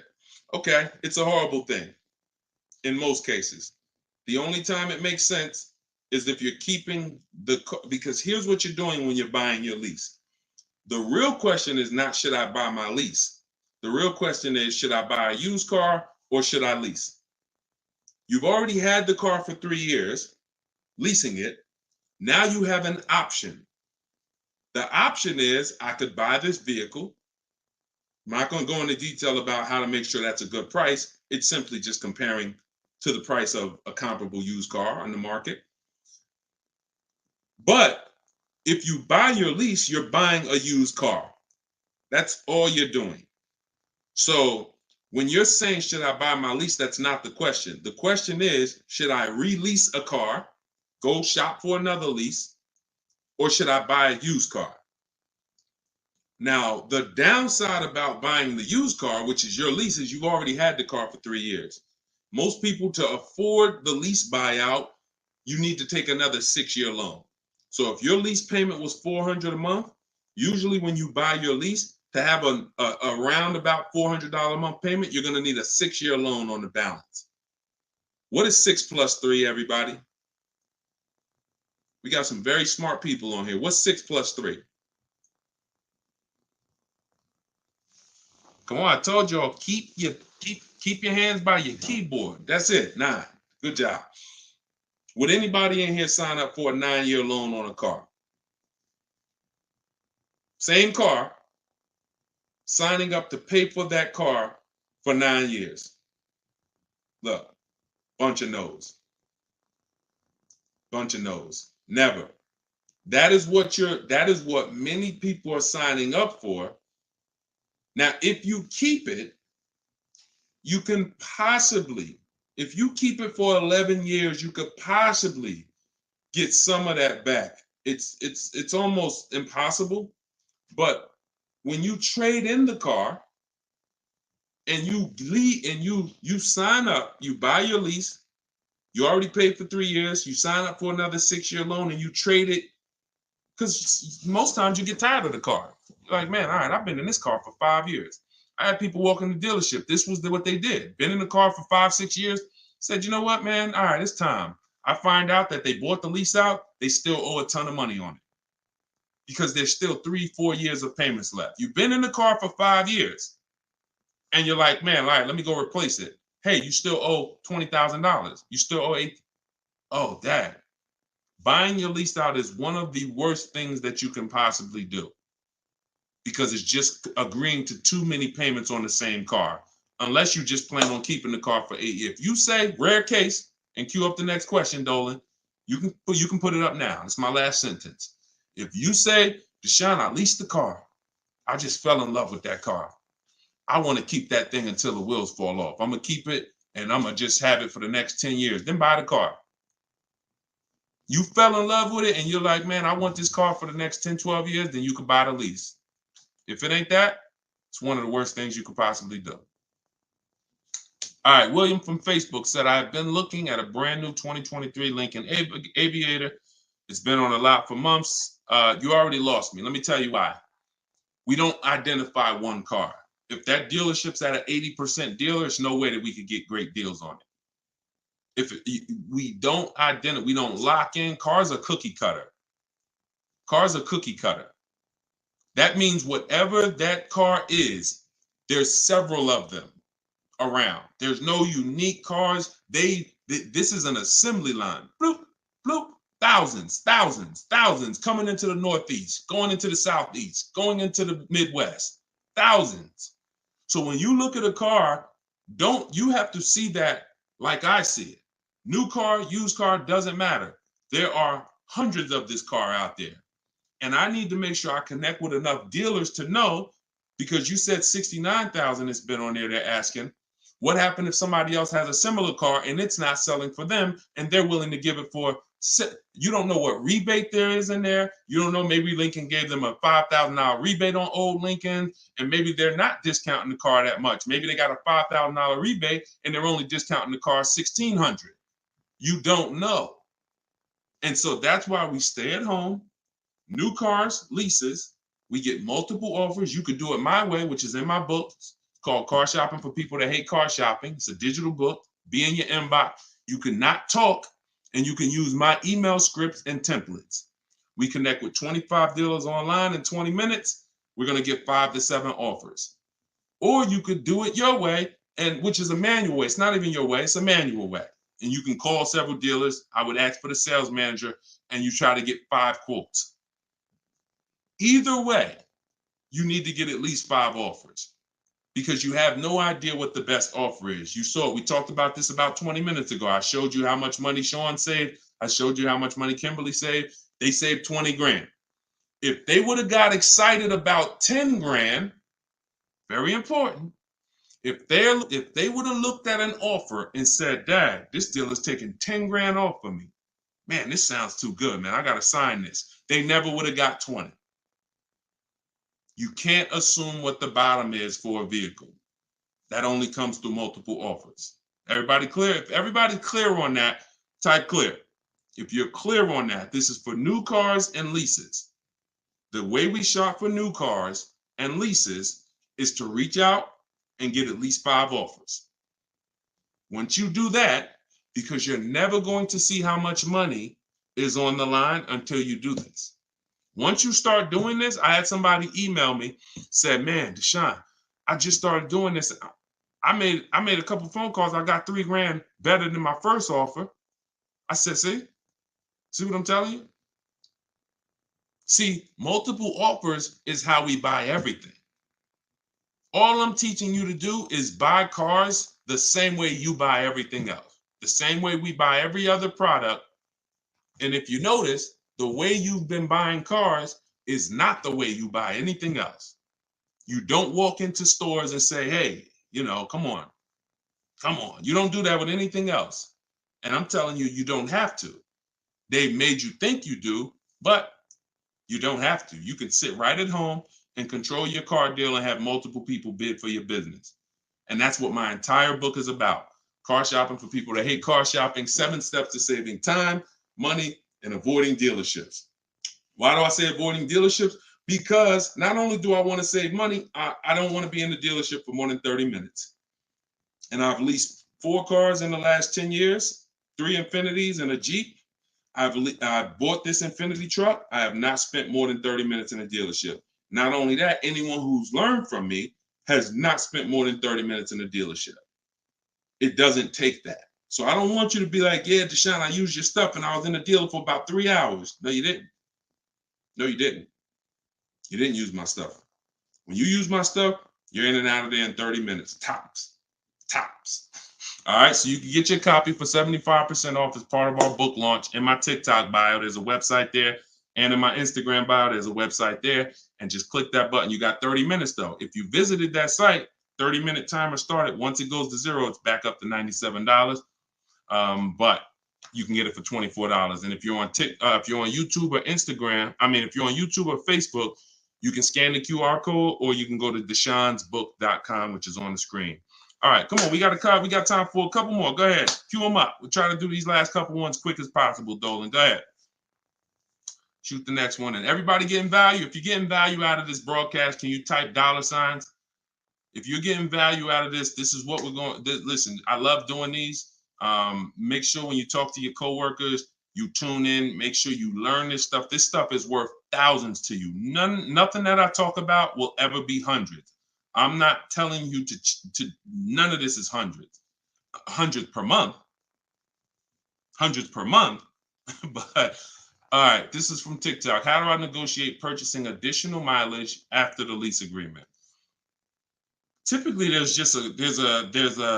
have a structure for that. If you're going to purchase additional mileage, you can call a leasing company. I know as long as, like I think I remember BMW and Mercedes, they used to let you do it as long as you weren't within like the last 3 or 6 months, and they just charge you for the mileage. I think they charge you, 15, whatever it is. It's a set thing. You're not negotiating it. You're just calling to add more mileage. Yeah. Go ahead. Next one. Listen, I'm gonna knock out as many of these as possible in the last couple minutes. Go ahead. YouTube. This one, bro, says his book is 75% off every time I see this live stream. And each time I go his website, the book is $100, no discount. Even when he claims to resend the code, it's $100. Sketch. It's your fault. You missed it. You missed it. That's an introductory offer. You missed it. It's not there anymore for you. Next question. And unfortunately for you, you're going to not pay $97 and you're going to overpay for cars because I could just tell by the way you talk. Send me your car deal. Remember him. Send me your car deal. Next car deal you make, send me the paperwork. I love to talk about it on the show. Be a learning experience for everybody. YouTube, got the book. I'm looking for a 3-year-old pre-owned car. Should I be looking for a 2021 or 2022 if I'm looking to buy this year? So when it comes to newer used cars, you don't typically see them. I'm gonna tell you why. There's only 2 ways dealers get used cars. Somebody trades them in, or they come off lease. Average lease is going to be 3 years. So you're not going to see many 2-year-old cars because not many people buy their car and go trade them in 2 years. Not if they're financially wise. You don't want to do that. So you typically have a harder time finding a 2-year-old pre-owned car than you do a 3-year-old pre-owned car. Now, in the case of I would still look. I'd look at a 2-year-old, see what you got, and if you can find something that is within the budget, 2 years old, then I would do that. I don't go older until I see that I can't find anything in the budget, and then I'll go older by 1 year, or I might include and start out looking at 12,000 per year average miles driven. You don't want to start expanding mileage or expanding going back older in years unless you have to. And each time you go back, you should see more inventory. You can start for the 2022. And another thing, one thing before you go to the next one, Dolan, I don't recommend looking at 1-year-old pre-owned cars. I'm gonna tell you why. Or even 2-year-old pre-owned cars before you see what the price on a new one is. Because you don't know how much, and I've had Julie is a perfect example. Let me see if I have her. I don't think I have her stuff here. I don't. Wait. Hold on. Let me see if I can tell you about Julie. Because Julie asked me, she said, do you think I should buy a new car? She was looking for a 1 or 2-year-old used car. I said, Julie, she said, how much should I be saving? Now remember, we don't know how much a great deal is until we have comparison offers. Thanks, Big and Brown. Enjoy it. Use the book. Enjoy it. Said I bought the book. Shout out to everybody who bought the book. If you bought the book, type, I don't know. Just shout out to everybody who bought the book. Use it. Use it and win. She said, and I told her, I said, look, if you don't have a lot of used cars out there, which you won't if it's 2 years old, you don't have enough offers to be able to compare. I said, shop for a new one. Use the offer. You have no idea what the new market is. And so if I could save big money on a new one, then that tells me how much I need to save on the second one, on a 1-year-old one, on a 2-year-old one. Now, if the discounts on a new one are not big, then maybe, I'm not, because she's like, okay, it looks like with a used one, I'm saving like $8,000 off the new price if I get 1 year old. I said, shop for a new one. She ended up getting a better deal shopping for a brand new one than she thought she would get buying a 1-year-old one. So whenever you're buying something that's relatively new, 1 or 2 years old, I always tell you, shop for a new one first. You never know. It could be tons of rebates. You could end up like, there's people buying that same Maserati or that same vehicle that Sean got, or the same Maserati that Kimberly got. We showed their deals earlier. If they don't know that you could save 20 grand off a new one, how much do you think they're expecting to save off a 1-year-old one? Not much. But if I could save 20 grand off a new one, and this is different with every car, this is why I'm telling you this. If I don't know I could save 20 grand and I have no idea, that means for a 1 or 2 year old one, I better be saving 30. If I could get a brand new one, no miles, first owner, 20 grand off, and that's the market for the new one, then if I'm getting a 1 or 2 year old one, I need to save at least 25, 30. Does that make sense? Type makes sense if y'all are getting that. This is only for the people who are like, Deshone, I'm thinking about buying a 1 or 2 year old used car. I don't want one that's too old. You need to shop the new market first. Now, once you shop the new market, then you can shop the pre-owned market, but you'll have something to compare it to. Got to know what you can get a new one for, or you'll overspend for that 1 or 2 year old one. All right. Preston said, got the book. Oh, we already read that. All right. Let's go throw another one in. Go ahead. Throw another one in. Let's go. TikTok. How do I negotiate purchasing a deal? All right. We already did that one. All right. I think, okay, another one. TikTok. I'm going to look at new Audis this weekend. Plan on paying cash. What kind of things should I ask? How long are you keeping the car? How many years are you keeping the car, Miley MK? Miley MK said, I'm going to look at new Audis this weekend. Plan on paying cash. What kind of things should I ask? How many years you keeping the car? We never talk numbers in the dealership. Remember that? You're there to decide if you even want the vehicle. That's what we're there for. See, I have something in step 4 of my book. You'll hear me talk about this. It's called shopping, not buying. We don't buy, and I don't even think he's on here because he's not answering.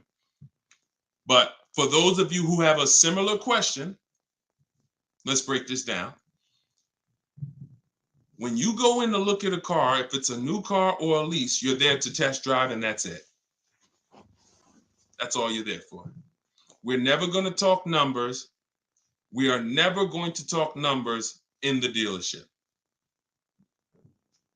Our deal is made from home. New cars, we make our deal through getting bids. We accept the bid from home. Many of you, you're going to have your new car delivered, which means 100% of your transaction will be done from home. Sometimes the dealer that wins the bid, they don't deliver. And so you're going to go pick it up. 95% of your transactions done from home. Buying a used car, you're using those marketplace strategies that we talk about. That's in my book and that I went into detail with. And then you're finding your best deal. You're verifying fees. You're doing all of that from home. By the time you get to the dealership, the only thing you're doing is test driving the car and you're locking the deal up.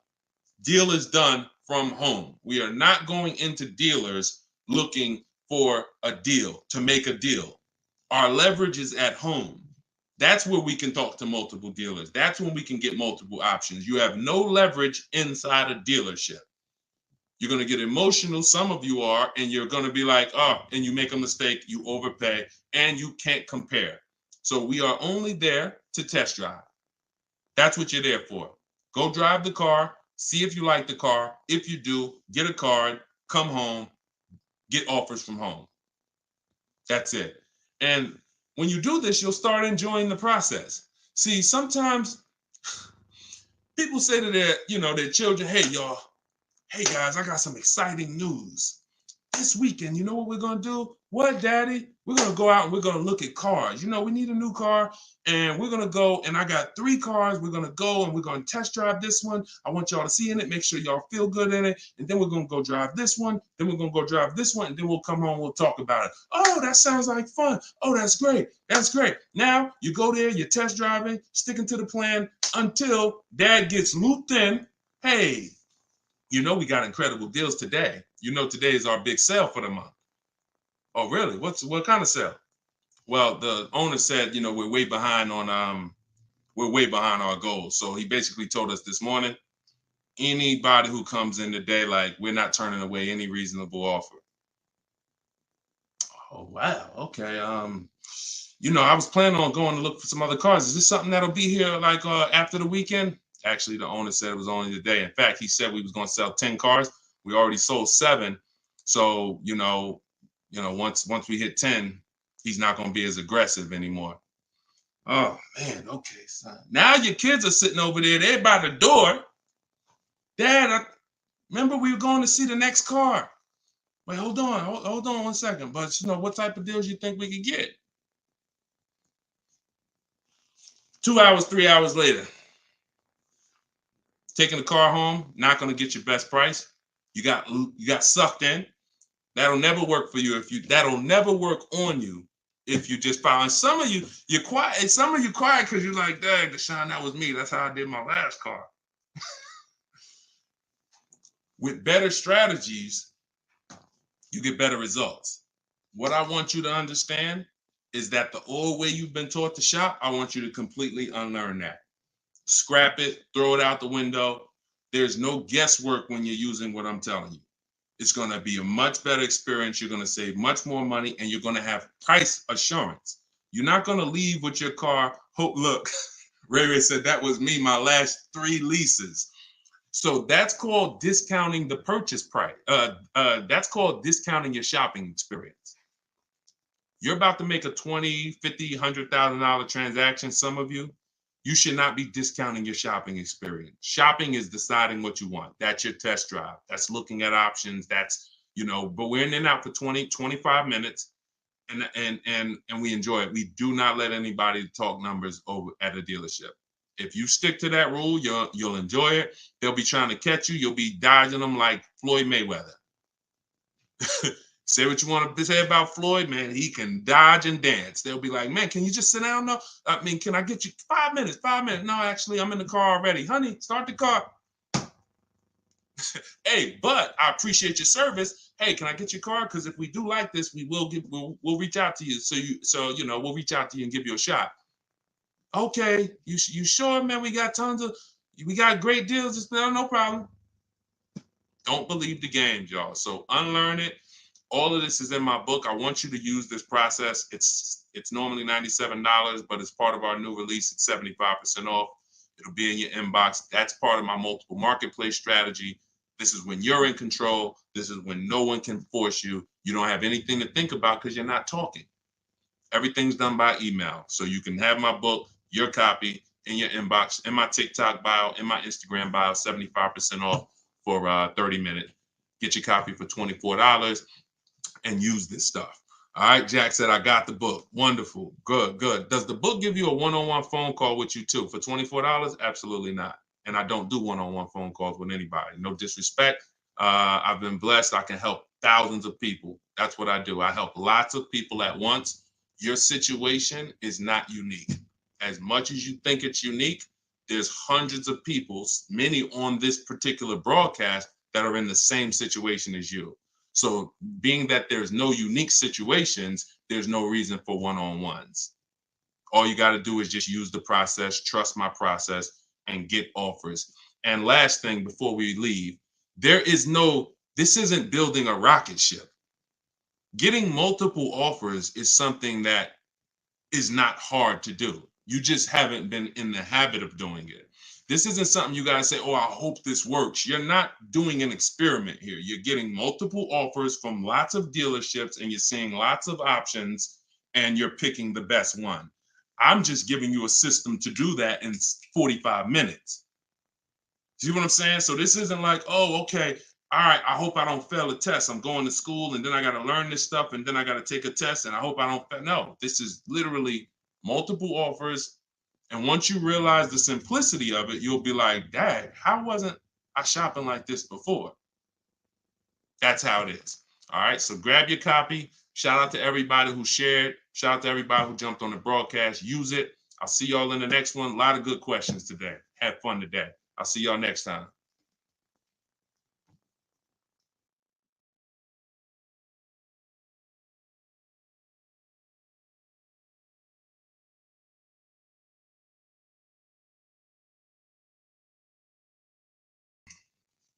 And welcome. So yes, as I just said, we will be going over the 7 steps that you will use to save money on cars every single time. These 7 steps are predictable. I don't care what situation you're in. I don't care if you have negative equity. I don't care if you have a lease that you're replacing. I don't care if you have no car. These 7 steps, if you use them, you will always make sure you miss none of the money in the car deal. So shout out to the sharers. Could everybody, as you come in, hit that share button, and let's get into it. Send your questions in, and we'll get right to it. As you send your questions in, let me start with this. The first step is the most important question. A lot of people say, Deshone, what's the first thing I should do? Or what's the, I'm trying to get a car. Most important question is buying versus leasing. I know a lot of you, some of you, you've been programmed to, that makes your skin crawl. Oh, leasing, I never lease a vehicle. That's costing you money. That mindset right there, whoever you got it from, you need to give it back to them. Because they never explained it to you. They probably just ranted to you. And if you don't understand leasing, I'm just telling you, it's bad news. You've lost thousands of dollars already. It's not that you're going to lose. You'll continue to lose if you don't understand it. But as long as you stay with me and you understand, you really make up your mind that I'm not going to believe bad information. I'm not going to believe information somebody told me and been telling me for 10 years, and they never told me why. They just said, don't do this. We are not that generation. You're not going to rant at us. So let's see. What's up? Good to see you, Alchemy Elegant. I used to sell for 2 dealerships. Okay, good. Good for you. Leasing is perfect for us. See, so I'm glad we're starting to see more people who understand. And the more and more people who understand, the more they're going to tell people, and the more people are going to understand. But we still got a large percentage of people in the country who have no idea about leasing. They've been taught by many financial advisors that they should never lease, and that's costing them money. So we're looking to set you free from that. If you purchase a car when you should have leased it, there's no way to get a good deal. Deshone, what you mean by, I'm telling you, beyond a shadow of a doubt, you could save all the money in the world on the car, but if you purchased it when you should have leased it, you're going to pay thousands more than you could have paid. And so as y'all ask questions, you'll see me constantly referring to these 7 steps that you can get. All of this is in my book. My new book is 75% off. It's a digital book. You can get it in my TikTok bio and my Instagram bio. It's called Car Shopping for People That Hate Car Shopping. 7 steps to saving time, money, and avoiding dealerships. And you can get it for 75% off in my bios, or go to deshonsbook.com, or click the link, or scan the QR code. Why can't I see the comments? I can't see the comments on Facebook. Are we good on Facebook and Instagram, YouTube? Okay. Yeah. Okay. We're good. All right. So let's see. Help. I'm into my 4th year of a 4-year lease. I'm a senior and need advice. Thank you. Lease is up March 2025. Okay. So first things first, you're never going to do a 4-year lease again, because it eliminates some of the benefits of leasing, which is a new car every 3 years. Car is usually always under warranty. So we don't do 4 years. We're paying too long on a vehicle we're giving back. The key with a lease is to make sure you're only paying a small percentage of the car's value. If it's a $40,000 car, we only want to pay 18 grand, 15 grand, 20, not even 20. You don't even want to get to half. You don't want to get to half. And when I told you all about the 1.5% rule, the 1.5% rule helped you see, if you add up all your payments, if 1.5% means you're paying too much for a car you're giving back. Whenever you're shopping for a lease, it's not about the monthly payment. It's about the total of the payments. It's about the total of the payments. So yes, we want the monthly payments to be low, and if we get great deals, they will be. If you shop around, do not believe these commercials. Do not believe a website or a commercial. Those are not deals, y'all. Those are not deals. I want y'all from now on to just ignore them. All right? Can type an I if you will listen to this. Here's why. Great deals are never going to be advertised. Never. Great deals are when the dealer barely makes any money. They make a little bit of money. Sometimes they lose money. That's a great deal. Dealer makes a little bit of money, or they lose a little money. We ain't putting nobody out of business. I'm here to tell y'all that you will never see commercials plastered all over and billboards advertising deals where the dealers make a little bit of money. It's not going to happen. So when you see these advertisements, you'll notice they're always with thousands and thousands of dollars down, no taxes, no fee. So pay no attention to those. The only way, y'all, that you will know a good lease deal is to shop for it. It's the only way, because they're not going to advertise it. And so when you shop the way I'm going to teach you to shop, where you're at home and people are bidding for your business, you are going to see that the deals that you're going to get are thousands below what those commercials say. So the first thing I want you to do, miss, with the 4-year lease, let's go to our system. I want you to look at my notes. I broke down each step for you in my 7-step process. Step 1 is the most important question, where we're deciding, should we buy or lease our next car? It's the foundation of our car deal. So the first thing you're going to be doing as you bring financial literacy into your car purchase, could we shoot the TikTok likes up? Could y'all, as you come in, just keep tapping the screen? Shout out to everybody. We already got about 300 people on here between all the platforms. So could y'all just keep tapping the screen and shoot those likes up? So the first thing that you're going to do is decide whether you're going to purchase a lease. It's paramount, because that's the foundation of your car deal. You save the most money by being on the right foundation. We talked in a different broadcast I did about how the long-term purchase is a winner. If you keep your cars 8-10 years, type me in the comments. If you're somebody who you keep historically, doesn't mean all the time. Thank you, Optima. But if you historically keep your cars 8, 10, 12 years, type me in the comments. Okay, I see you, Christy. Now, the other side of the coin is the people who who lease. Short term, you win, because you're going to pay such a small amount for the car. It's just, you never put the money in the car. But the middle ground is what we want to get away from. So if you put your deal on the wrong foundation, you purchased, but you should have leased, you leased, but you should have purchased, there's no way for you to get your best deal. It's over. You've made a critical error. So let's just say now, y'all got new information, you're moving forward, you're like, Deshone, okay, that's step 1. I'm going to decide if I'm a long-term person, which is an 8-year person. We talked in other broadcasts about depreciation. This has nothing to do with whether you're paying cash for cars or whether you are taking loan. This has everything to do with the depreciation of a car. 8 years is when you purchase. If you're keeping your cars 8 years, you purchase them. If you're not keeping your cars 8 years, you're leasing them. So that's step 1 in the book. That's step 1 in my process. Step 1 in how I teach. Now let's go to step 2, equity assessment. So, young lady who asked the question, she says she's a senior. I'm calling her a young lady, but she says she's in a 4-year lease. It's up in 2025. So now you've already decided you want to lease again. So step 1, check, done. Step 2, equity assessment. We must analyze the equity in our asset. If you have a car right now that you're replacing, if you have a car that you're driving, some of you want to hold on to that car. I don't usually recommend it unless you're a high mileage driver. I know some people like to have, or unless because having a car and not using it is like, for what? But let's just say you're going to replace your car. Now, you got to realize, y'all, your car is worth a different amount to different people.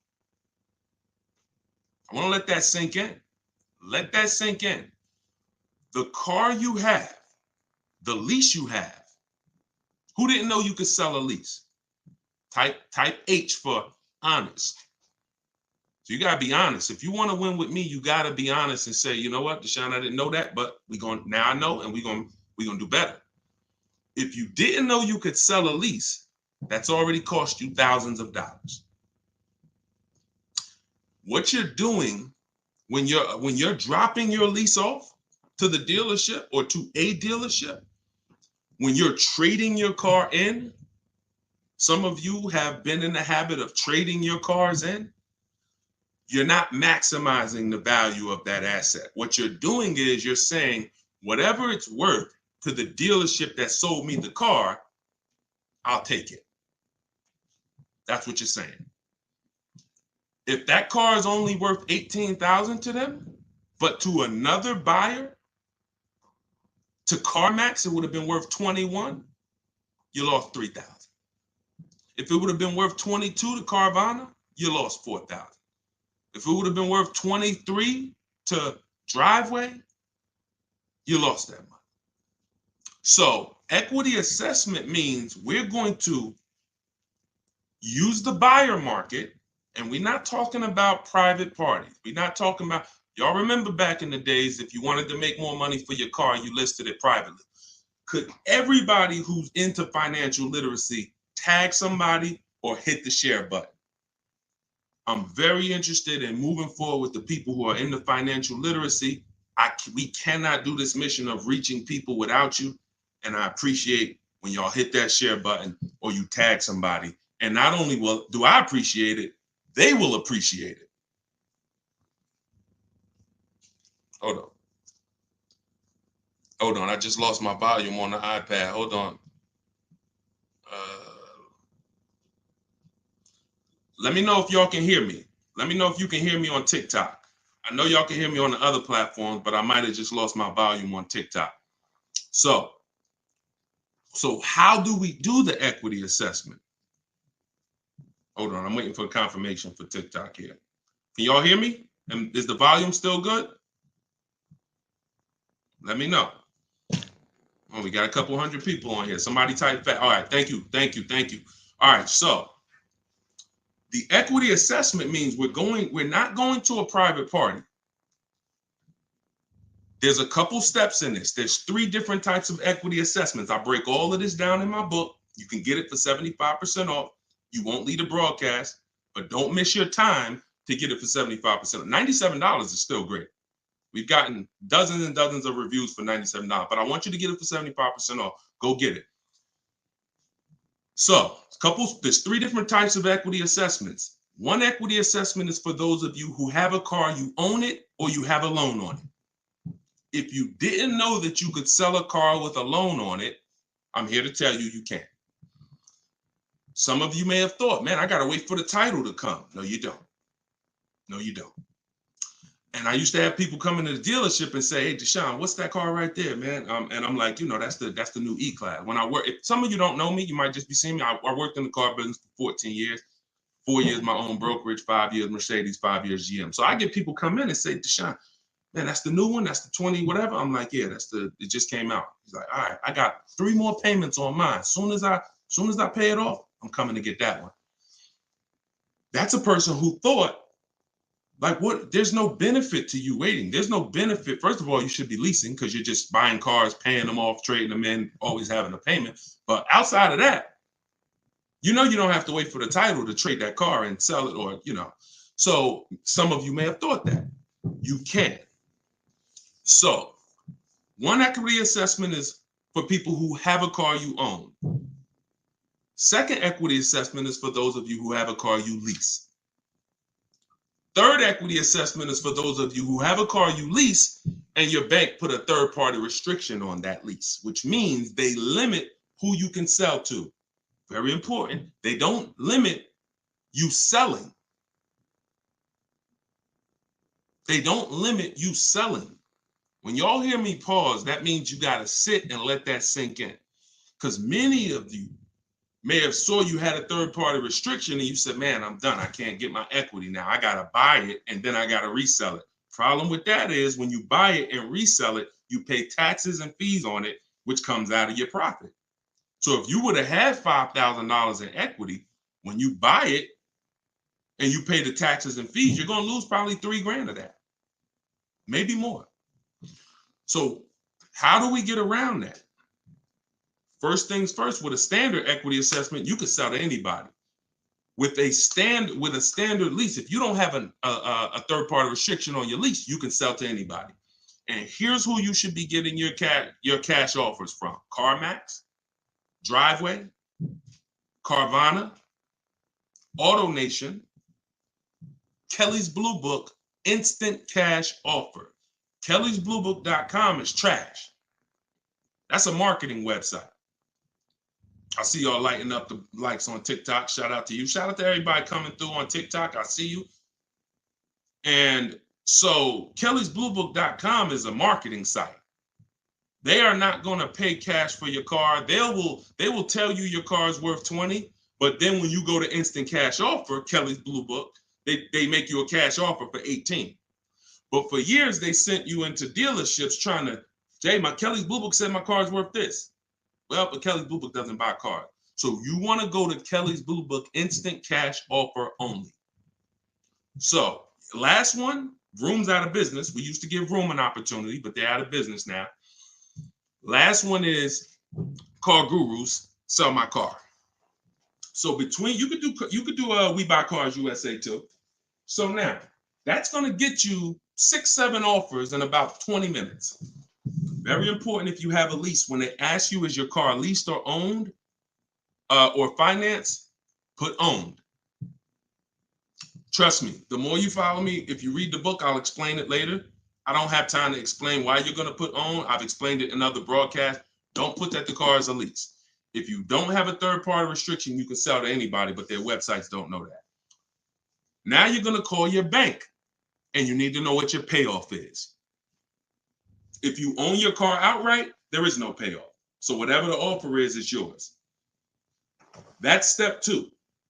If you have a third-party restriction, then you're going to sell to a dealership. But you must get bids. How do we save so much money? How do I teach people around the country to save so much money? Besides the process, when it comes to negotiating, you've never heard me teach y'all any negotiating skills, and I never will. The biggest negotiating skill that I teach is how to negotiate one-to-many. When it comes to how I help people save thousands of dollars, look at this young lady here. Look at this young lady here. But look at Greg. Greg got a $56,000 car. He's paying $527 a month on it. Like this person here on a new Toyota, they got and they leased it. The Toyota, they purchased it.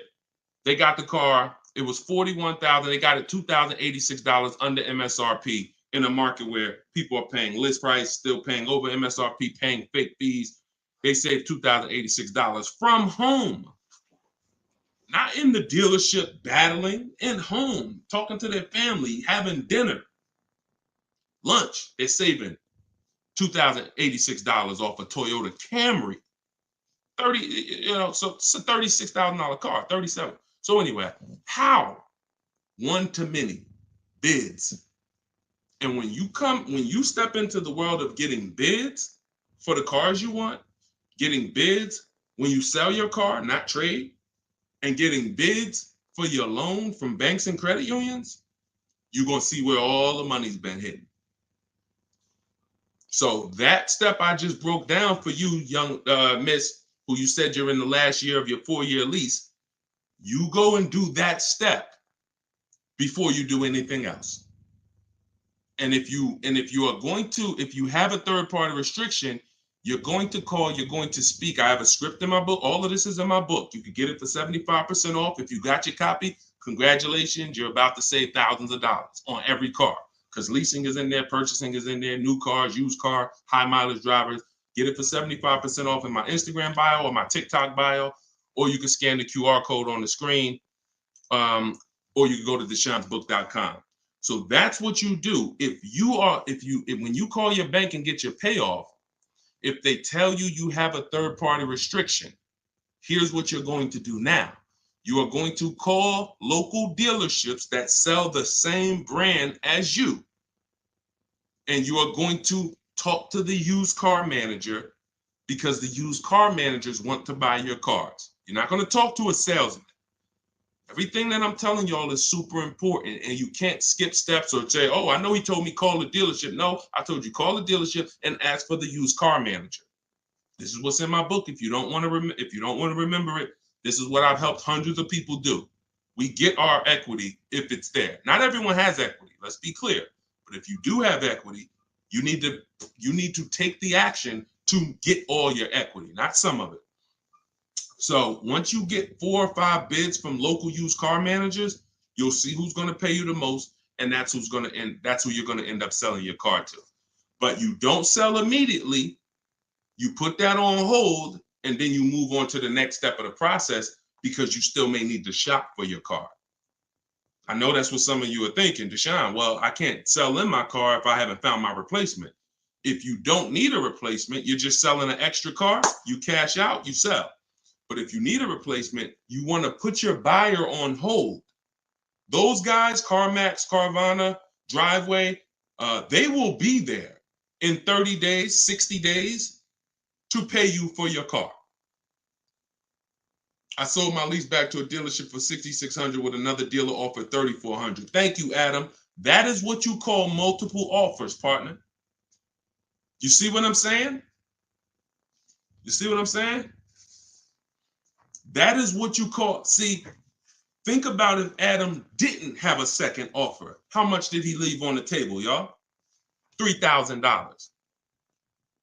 So many of you, the money you've been missing is in the fact you deal with dealerships in an old-fashioned way. You do this one-to-one back and forth negotiations, and you never get a chance to shop the market to find out what the true value is, what the true discounts would be. And that's what's killing you. That's what's killing your ability to save the money you should be saving. So that's what's in the book. That's what I teach in my videos, bidding. We're done with one-to-one negotiations. The people that learn from me, Greg, you just saw the person anyone who you ever see that says, Deshone, I use Deshone's 7 steps. No one's doing one-to-one negotiations. It's all bids. And they're following that system. So that's what you do first. Don't worry about anything else, but never do a 4-year lease again. Ever. Make the dealerships fight for your business. Exactly, Larry. Very well said. Make the dealerships and the banks and the credit unions, none of these people are our friends. Does not mean they might not be friendly, but anyone who has a vested interest in making money on you, it must be treated as a business relationship first. You earn the business first. Friendship, because the minute you don't earn my business and someone else beats you by $1,000, $2,000, $5,000, we're not friends. So let's just keep it business. And when we turned our car salesmen into our friends, we gained a friend, but we lost the ability to save thousands of dollars and know we are saving the most money every time. Sorry to tell y'all, many of you, who's had a car salesman they purchased, be honest, who has a car salesman they purchased from at least 3 times? Anybody on here? I see you. Good to see you, Optimum. I'm glad you got your copy. Enjoy it. Use it. Don't read that book. Use it. Who has a salesman that they have purchased from at least 3 times? Okay, couple people. Who has a salesman they purchased from at least twice? Same salesperson. At least twice.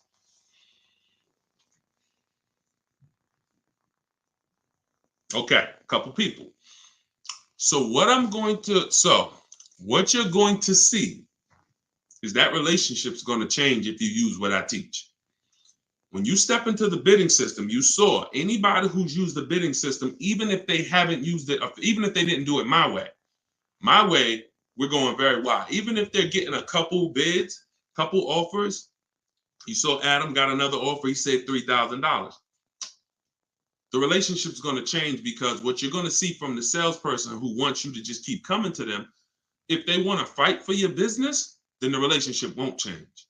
If they want to say, listen, whatever you get, give me an opportunity to beat it, match it, whatever, or hey, here's my offer, that's different.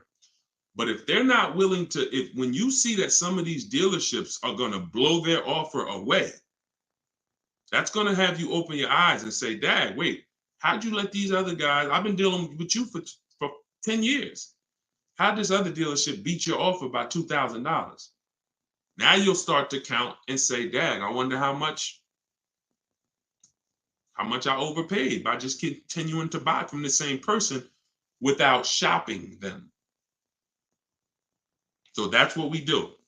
Shout out to the sharers. Shout out to the people tagging.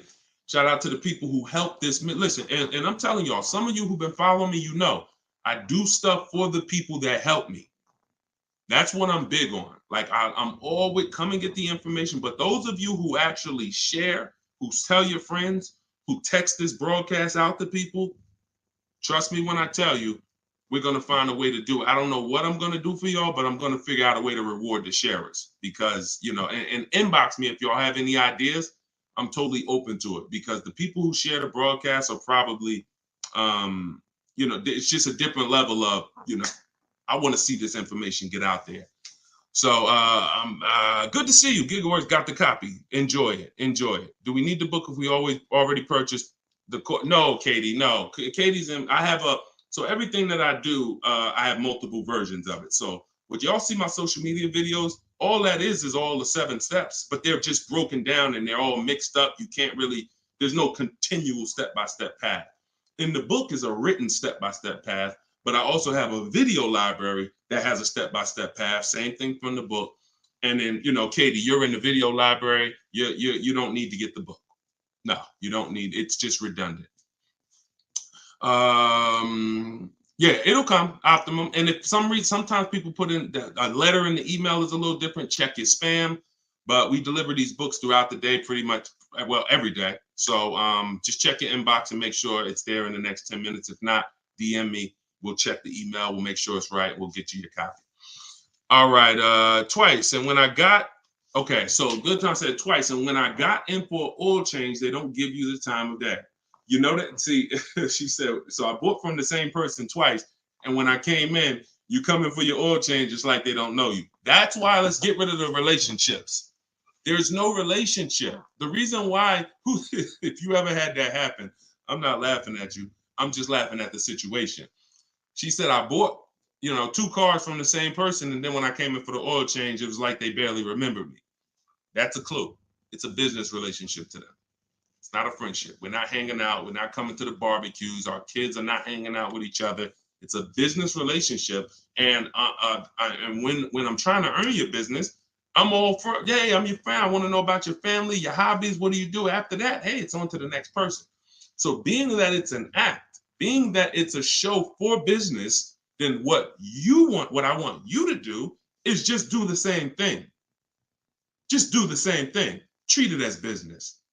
Stop letting people turn your car purchase into some type of relationship. Treat it like business and you will start to save money like it's business. When you treat it like it's your friend, you're not saving the money. You're thinking about, oh, it was a good experience. He was so nice, but how much money did we save? You get what I'm saying? You get what I'm saying? 2 things can be true. You can be a nice guy and you're trying to overcharge me. Or you could be, not that you don't seem like a guy that I want to hang out with, but you made me the best offer and you beat everybody else's business. We don't need friends selling us cars. You know what I'm saying? Good to see you. Yeah, hit that like button. Appreciate y'all. And make sure you subscribed on YouTube. Make sure you are subscribed. Make sure you're following. He did. Second time he ripped me off. Sorry to hear that. All right, so let's keep the questions coming. Let's keep the questions coming. I'm trying to see which question we're going to go with because we're getting them from all the platforms. Deshone, how do I get past this situation? The car I was buying, the owner died. No title, no plates. Oh, okay, you were going to purchase a car from a private party, I'm assuming. The owner passed away, no title. Okay, if there's a loan on the car, the bank's going to figure it out, I would think, because somebody owes the bank money. If the car is paid off, then it may not be that hard. The car may end up in, will it go to probate? I mean, if it's an asset that the person owned and they passed away, then I guess it would go to probate. But it's really going to come down to if they really own the car. Some people out here with no title, they don't really legally own the car. it's in their possession, but they don't legally own it. If they legally own it, then you're probably going to have to wait for, but still, unless you have something in writing, there's no proof that they were going to sell it to you. So what they may want to do is sell it on the open market. It's going to be a little tough. Unless you can stay close to a family member or somebody who's going to be involved and say, hey, I was just about to buy this car, because they probably don't want to be bothered with the car, honestly. They probably don't want to be bothered. So if you can stay close and let them work out the legality and the paperwork, maybe you can still end up with it. But yeah, that's all I got. In-house finance. I don't know. In-house finance. How are you going to buy a car? Then who is the owner? Okay, I think because you're not. This wasn't from a dealership. If it was an owner who passed away, then it was a private owner, right? Somebody you either knew or you found on Facebook Marketplace. Yeah, let me know. You should open up your own dealership. I would. How would listen, Michelle? Let me tell you this. The reason why I would never do that, because what I teach is a bidding system. It's not a relationship system. You want me to open up a dealership because you kind of like the way I do things. You kind of seem like, oh, this guy would be honest if he ran a dealership. Doesn't mean I can win the bid all the time. Nobody can win the bid all the time because they're going to be out of business. You can't win the bid all the time. So what you want to do is I would never, even if I had 1,000 used cars, it doesn't mean that those 1,000 cars are priced less. If I got a 2018 Honda Accord, it doesn't mean that there's not a 2018 Honda Accord out there that's less than mine. So because I'm going to teach you how to get bids, I would never go into the dealership business because relationships are over. Get out of wanting relationships. Please get out of one. Like, I'm an advisor. We're building education. So you could have a relationship with me from an educational standpoint. I don't have a car to sell you.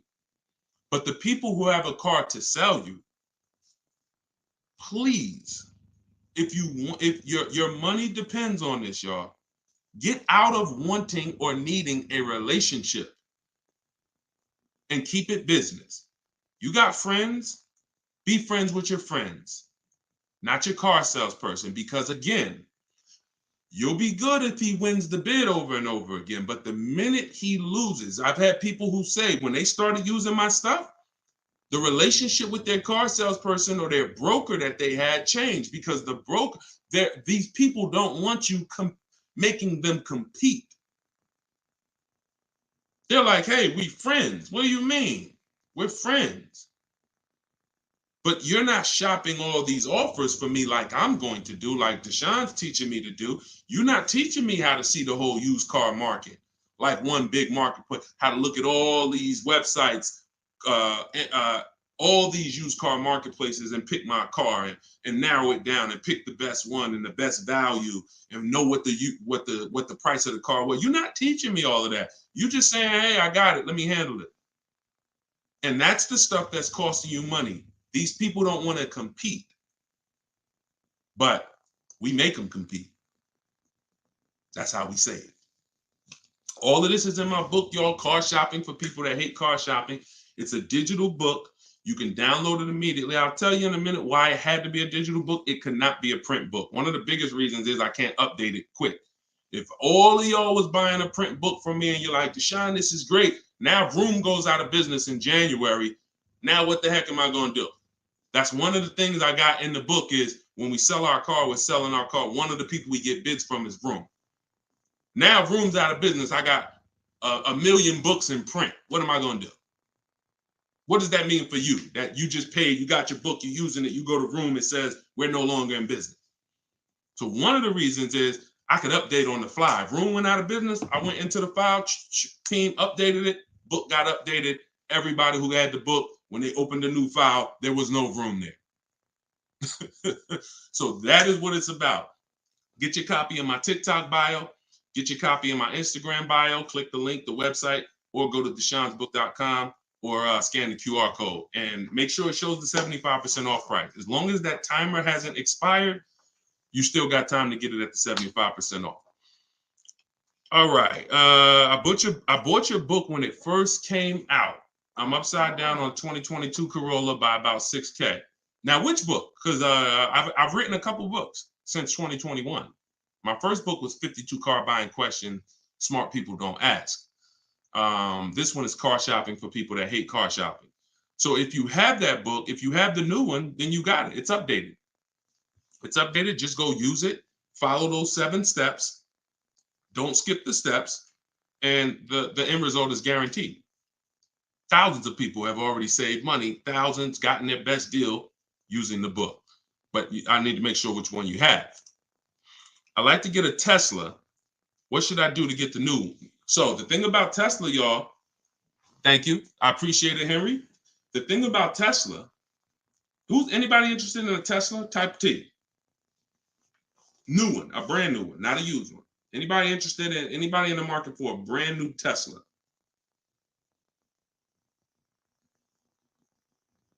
Okay.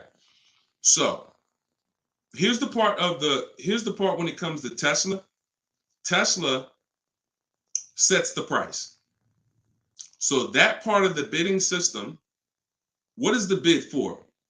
Why are we bringing a bidding system to our car purchases? Instead of trading, we get bids and we sell our car. We get cash offers, we sell. Instead of just going to one bank, we get bids from multiple banks. What's the goal? To make sure that we get the bottom price. Make sure there's not a company out there that would have sold us the product for less. Make sure there's not a company out there that would have paid more for our car. Tesla sets their price. So that part of the bid is irrelevant. That part of the bid is non-negotiable. Who I'm buying my car from is non-negotiable because they already set the price. But you still have 2 other steps. You still have 2 other things to get bids on. You still have the equity assessment. If you're replacing a car, you need to get bids. And you still need to do the bank bidding war. If you're getting a loan, you want to get bids for your loan.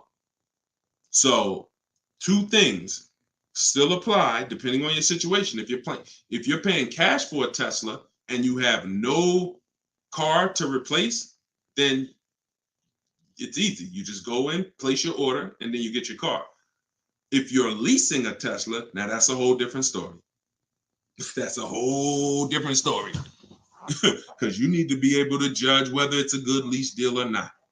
Many people out here, and you're in leases that are way over 1.5%. You're paying way too much money for these leases. I get 50% off MSRP on Tesla cars. I work for Tesla. So you're telling me an $80,000 car, you're buying it for $40,000. Okay.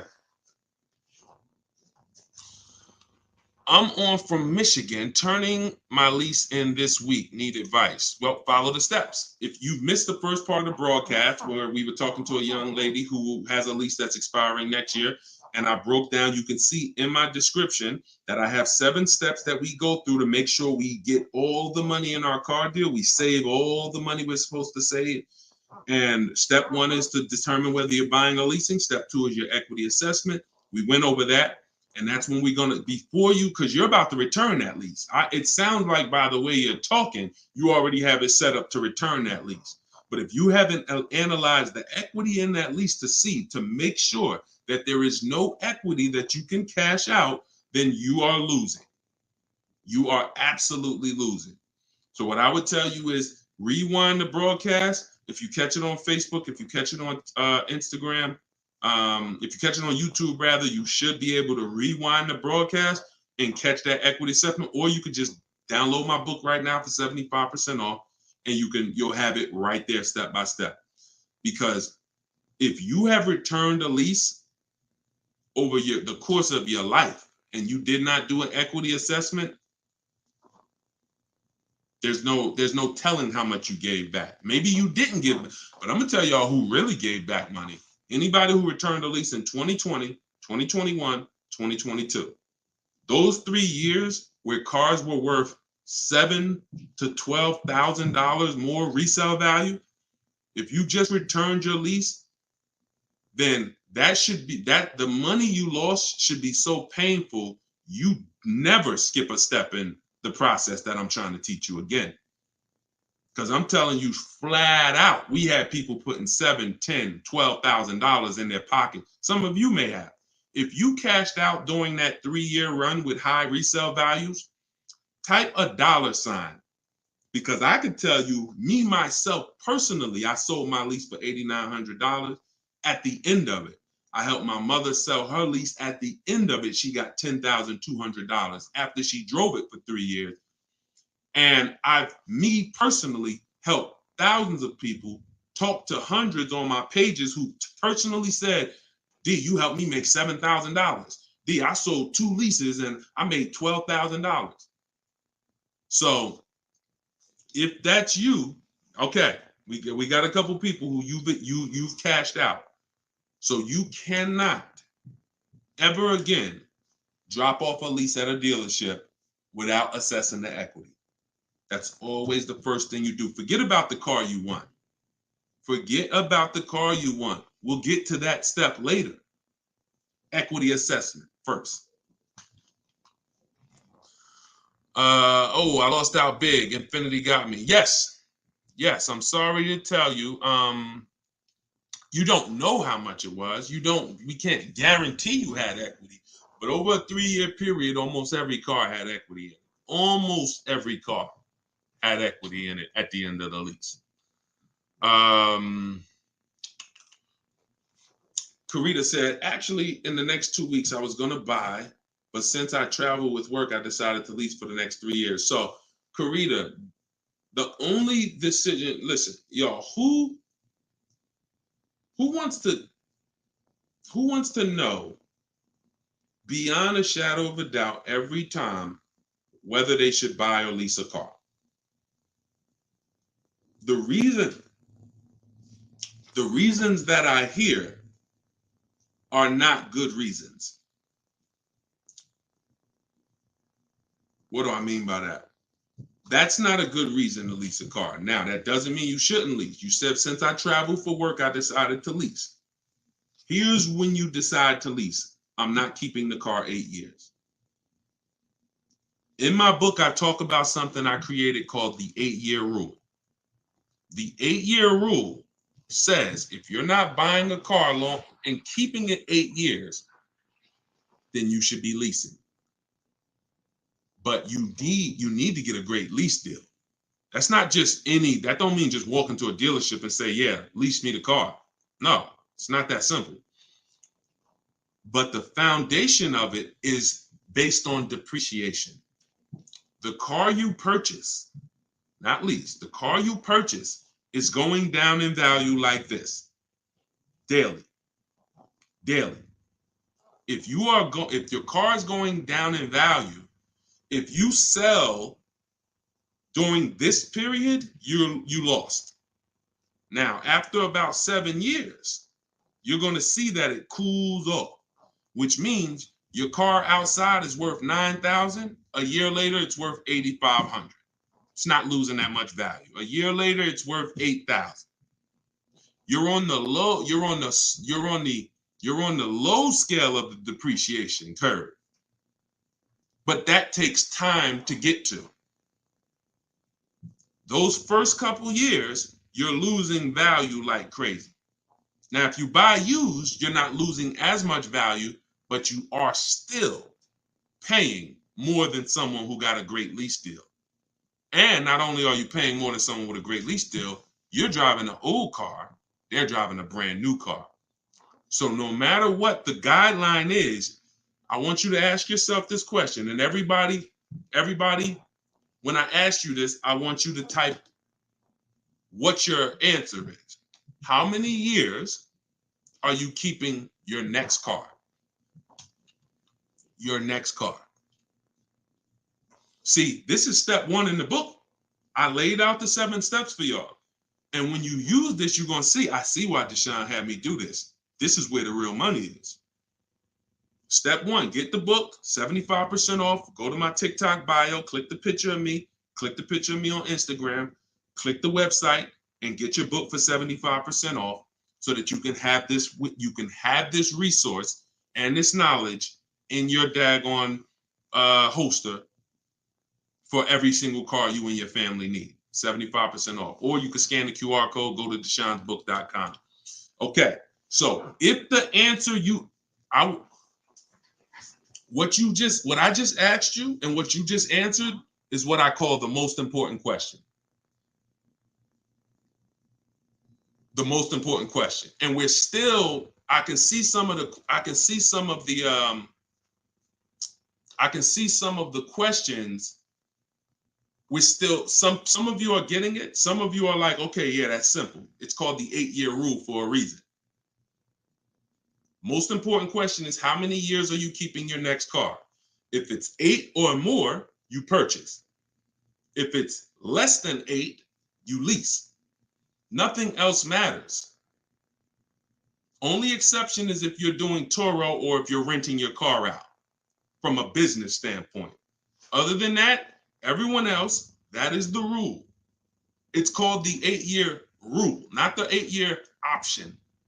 It's a rule. I've already done the math based on resale. If you get great lease deals, it takes somebody 8 years who purchases to catch up with you. With the lease deals that I teach people to get, shopping multiple offers, getting bids, it's going to take a person who purchases 8 years to catch up to your value. So it has nothing to do with nothing else. And look, Optimum, you got the book. You're outthinking yourself. You're not outthinking me. You need to trust me until it doesn't work. And then you can start bringing your stuff. It doesn't matter what you do for a living. It doesn't matter the car. Everything that you're saying, you're outthinking your own deal. Realize, I've been doing this 14 years. If I was coming into real estate and you've been doing it 14 years, good. Not just 14 years. You've been doing it 14 years, good. I ain't coming and looking to say, all right, well, I think if I should do this market, you think I should work with rentals? And I think I was going to work with rentals and do this. And I could work both. And I was going to do this. And you're going to tell me, look, nah, that's not going to work. You're telling me based on 14 years of what you've seen, done, saw people try, the same way I'm telling you that I'm going to try. And you could confidently tell me that ain't going to work. Here's why it's not going to work. So the simplest thing is to just say 8-year rule. And then when you go after that and you pursue it and you get your lease deal following what I teach, you do that math and you'll see, now it all makes sense. Look at what I'm paying. Look at what I'm driving. I could have never gotten this if I would have went over here and purchased. Look at this young lady right here. Look at Danielle. She got an Audi lease. I'm putting up on the screen. Y'all can't see it on TikTok, but on YouTube and Instagram and Facebook, y'all can see it. Look at Danielle leased a Audi A3, $44,000 car. Do y'all know how much that car would be if she purchased it? No money down. No money down. $44,000. How much is every $5,000 on a car? Every $5,000 on a car is how much per month, people? I know we got some people on here who've seen that. You got to know it. How much is every $5,000 on a car is how much per month? Yep. Thank you, Chandra. $100 per month. Good job. So that's on a 5-year loan. Where's my phone?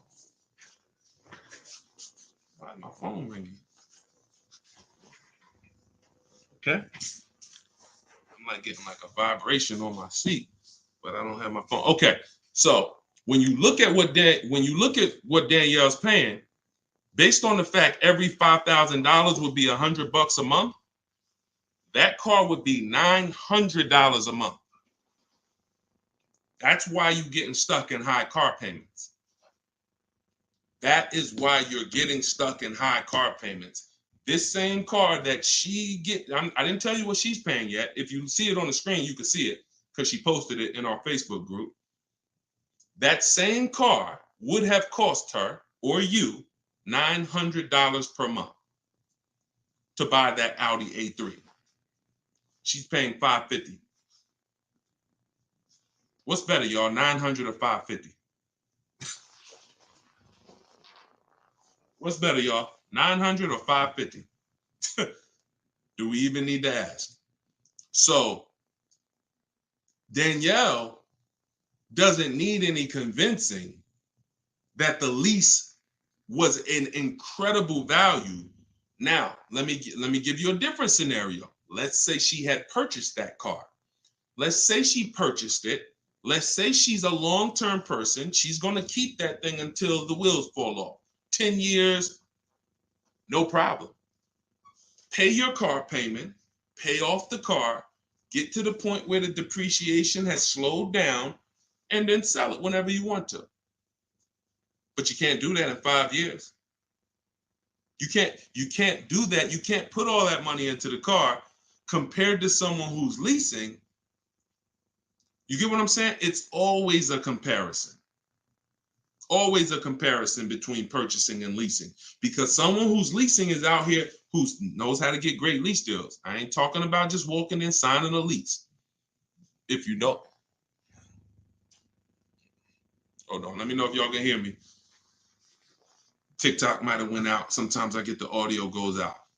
So that is what oh, somebody said, does the 8-year rule apply to high mileage drivers? Great question. Great question. If you're a high mileage driver type HM, Tony said he drives 20,000 miles per year or more. So let me put my book banner back up. So in case y'all, for everybody who just jumped on, you can get my book at 75% off. Just scan that QR code. Yes, it does. This is a great question. So high mileage drivers are losing more than a lot of people. If you drive more than 20,000 miles per year and you don't keep your cars 8 years. See, let me tell you how the 8-year rule applies. A lot of people think I'm partial to leasing. I'm not. I am as 50-50 as it can get, because it depends on how long you're keeping the next car. If you see a car and you love it and you're like, man, I'm keeping it, that's going to be my car till whatever you purchase that car, because you're going to win in the long term. But I have to be very, very strong in how much I tell you that those of you who are not keeping your cars 8 years have lost money, thousands, every single car, by purchasing them. Every time you buy, you resell, you trade in 3 years, 5 years, 6 years, you are losing thousands of dollars. You're paying all this money for cars that's not coming back to you. And a person who leases is never putting that much into the car. Somebody like Danielle, she's only giving them $550 a month for a $45,000 car. In 3 years, she's going to go and she's going to do something else. So what you get for your money, the value on a great lease, can't be measured. It's incredible. But let's stick to the high mileage drivers now. So high mileage drivers, if you're a short-term person, you're answering that you're not keeping the car 8 years. If you are, that's okay. Buy a Honda, buy something that you know is going to last. Do your research. I have this step in my book that I teach where we Google to make sure, we use Google to check the longevity records to make sure a car is going to go 200,000 miles, 300,000 miles. And as long as you got a car that is going to go that long, you just drive it. Just drive it. So if the 8-year rule is always the first question. That's always step one.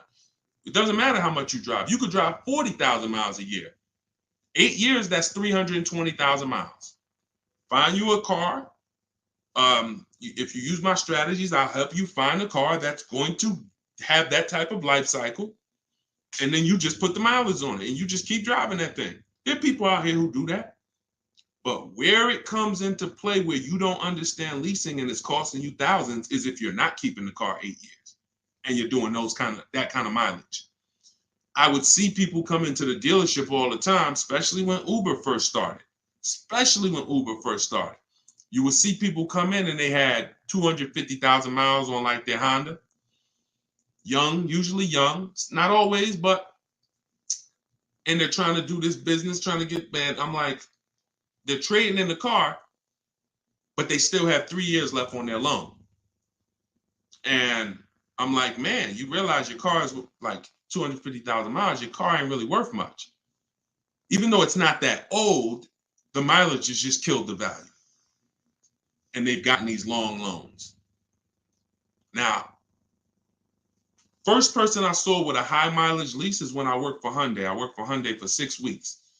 The owner ended up going to jail. He was just, it was like a highway store. It was like the definition of, I was like 6 weeks. I walked out of there. I gave them their key back to the car they gave me. I said, you know what? This is not for me. Thank you. But I did have a chance to see a guy who, I was a manager there. I took a management position. It was fun for 6 weeks, but then it got real like sleazy. So he came in. He had 75,000 miles on his Hyundai Sonata, and he was returning it as a lease. And I said, you leased this? He said, yeah, I've been leasing. He said, I'm in sales. I'm always on the road. He might have said I used to buy, because I would think most people who started out doing this probably found out the hard way that buying their cars was costing them money. And he said, look, I started leasing. What I do is I get a 25,000 mile a year lease. And then every 3 years, I bring it back and I just get a new one. And I'm like, that's amazing. Because I'm like, that's $150, $200 more per month.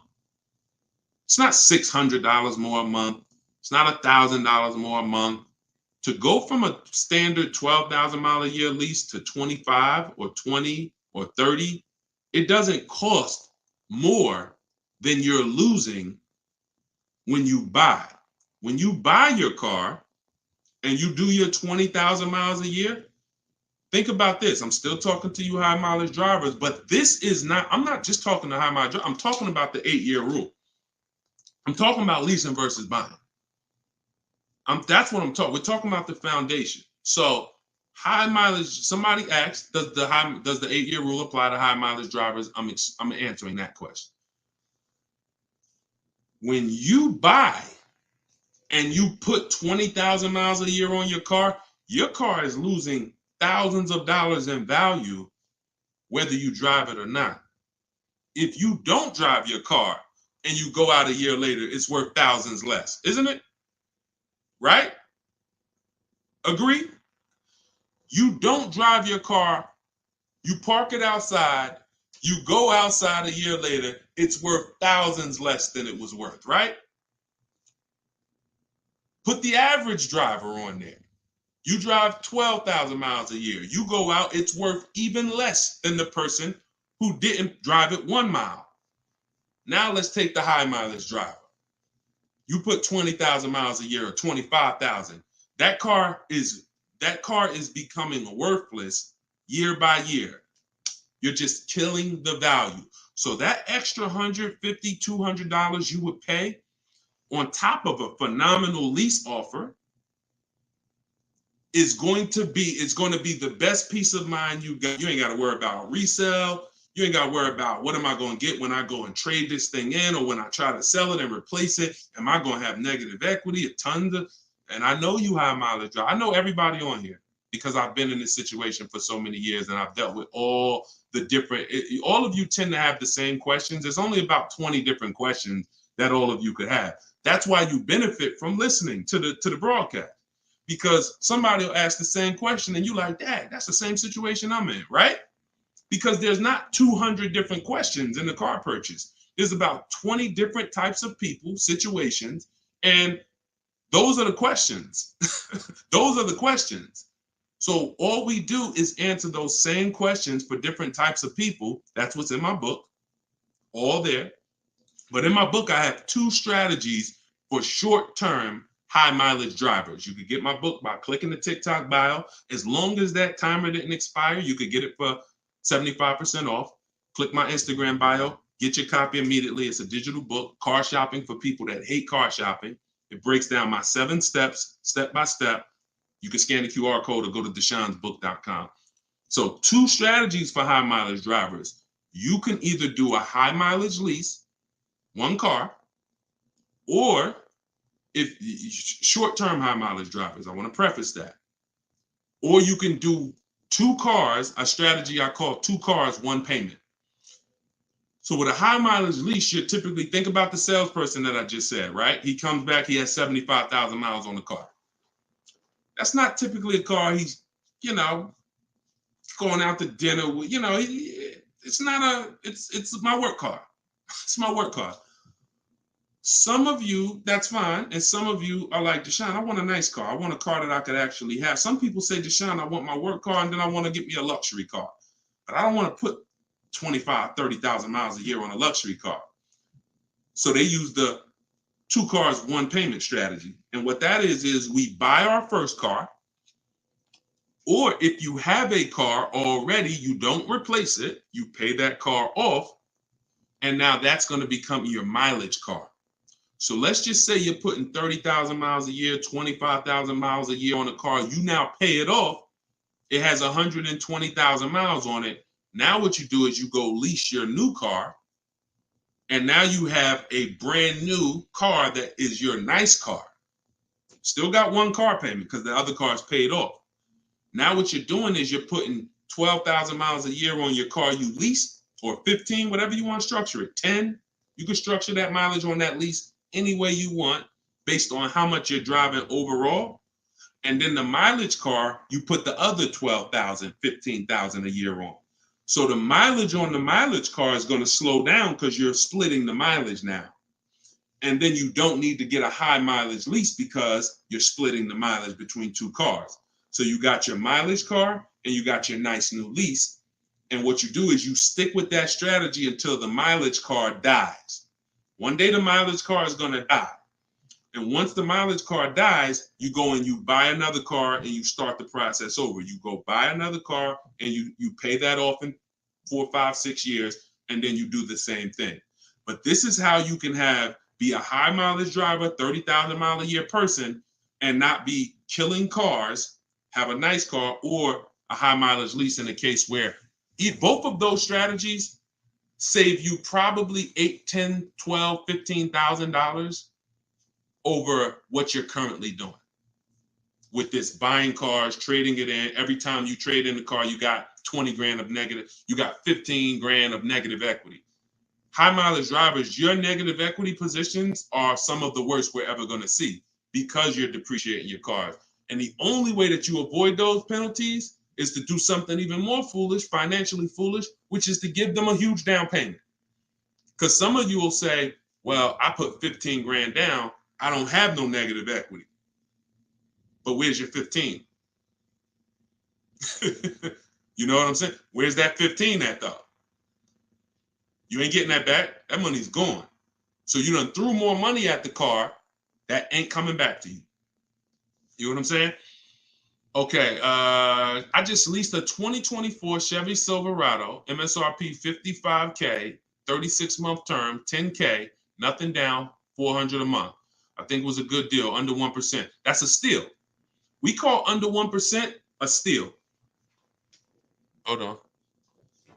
Anytime you get a lease, we go by 12,000 miles a year. 10 is okay too, but everything we do, when you use my book, you're going to see when you it's in my videos too. Listen, y'all, I'm not the person who says, get my book, everything, because I'm holding back from my videos. We've been blessed. Our following has grown tremendously over the last, I came to social media really May 2021. So it'll be about 3 years. We're about 2 million people over all the platforms. I think we're over 2 million now. So that doesn't come from holding back. The reason for the book is some of you want it all in one spot. You can be on here now and see that Deshone has strategies for all different types of people because there's all different types of people on here with me right now. You might be a regular lease person But on here with you is a person who purchases. On here with you is a high mileage. You see a bunch of high mileage drivers. So when all of you are going through the social media videos, you're going to see, oh, he talking about high mileage here. Oh, he talking about leasing here. Oh, he talking about paying cash here. So deciphering through all of those videos, for the people who don't want to do that, get the book. It's all there in one spot. You got it for life, and it's step by step, and you can use it. It's based on your situation. So if you're not leasing, you're not reading anything about leasing. If you're not purchasing, then you get what I'm saying? So that's what we do. That's why the book has been great for people who don't want to just cycle through all my videos. But I don't hold back in video. No way. So get your copy in my TikTok bio, or get your copy in my Instagram bio. Click the website. As long as that timer didn't go to 0 yet, you still could get 75% off. Go to deshonsbook.com or scan the QR code. All right, I was actually thinking about that way. Hold on. Okay, I missed that. Why do we care about all of the fees if we lease? We don't care about the fees, Stephanie, on a lease. It's different when you're shopping for a lease, because what we do when we shop for a lease, we only care about two things. Very important. Monthly payment, MSRP. Monthly payment, MSRP. And as we get bids and offers, we always get at least 5 offers. I have a strategy in the book called the 25 to 5. You're going to connect with 25 dealers online. That's going to get you 5 to 7 offers. Those offers are going to be dramatically different. Those offers are going to be about $3,000 to $5,000 minimum apart. So you're going to see some offers for $450, and the highest offer might be $625. Same car. That's when you know you've shopped correctly. But the only two things we care about is MSRP, monthly payment.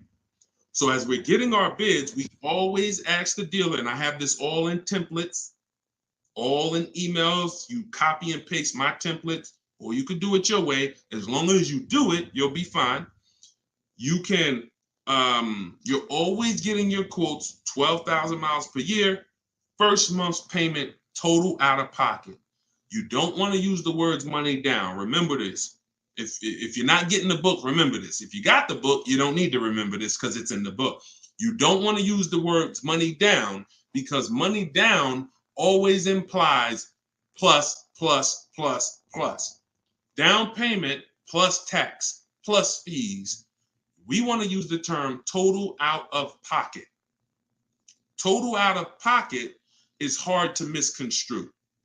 So when we're requesting our quotes, we're always using first month's payment, total out of pocket. We're doing it for 12,000 miles per year. And then once we start looking at those offers, we're looking at least 5 of them, because you're not going to save the money unless you get at least 5. You're not going to save the money with 3. You're not going to see all the money with 5. This young lady right here, she saved $20,000 off of her Maserati. I'll show you right here. You can't see it on TikTok, but y'all just gotta get on YouTube. Subscribe on YouTube, because I can't do everything on TikTok that I could do on these other platforms. But you see Kimberly right here. This was her quote. She posted it to our private Facebook group we have for the people that I work with personally. Look, $86,000 MSRP for our Maserati, $86,961. Look at the total savings. The selling price was $66,261. Total savings $20,700. We don't assume savings. You can't assume $3,000 off is a good deal. $1,000 off is a good deal. We don't know what the bottom is until we look at all the bids. The bottom is all the bids is going to tell us what the lowest offer is for this car we're shopping for. And it's different for every car. The lowest offer for a Jeep Grand Cherokee is different than the lowest offer for a BMW X5. That's different than the lowest offer for a Maserati Ghibli. They're all going to be different. So we must get the bids. Now, once you're getting your offers, you take the MSRP. You take the monthly payment, you divide that into the MSRP. And if you want to turn it into a percentage, you multiply it by 100. So I'll give you an example. Let's say a dealer quotes us $500 a month, and the MSRP on that vehicle is $45,600. and then we multiply that by 100, that's 1.09%. The percentage is what tells us the quality of the deal. If it's under 1%, we call that a steal. 1% or less, that's a steal. That's not a deal. That's not a deal. 1% lease deals don't come unless there's a great lease program and we got a huge discount. We're going to get a huge discount. That's not going to change. But the lease program on top of the huge discount is what puts us at 1% or lower. But a good deal is between 1% and 1.5.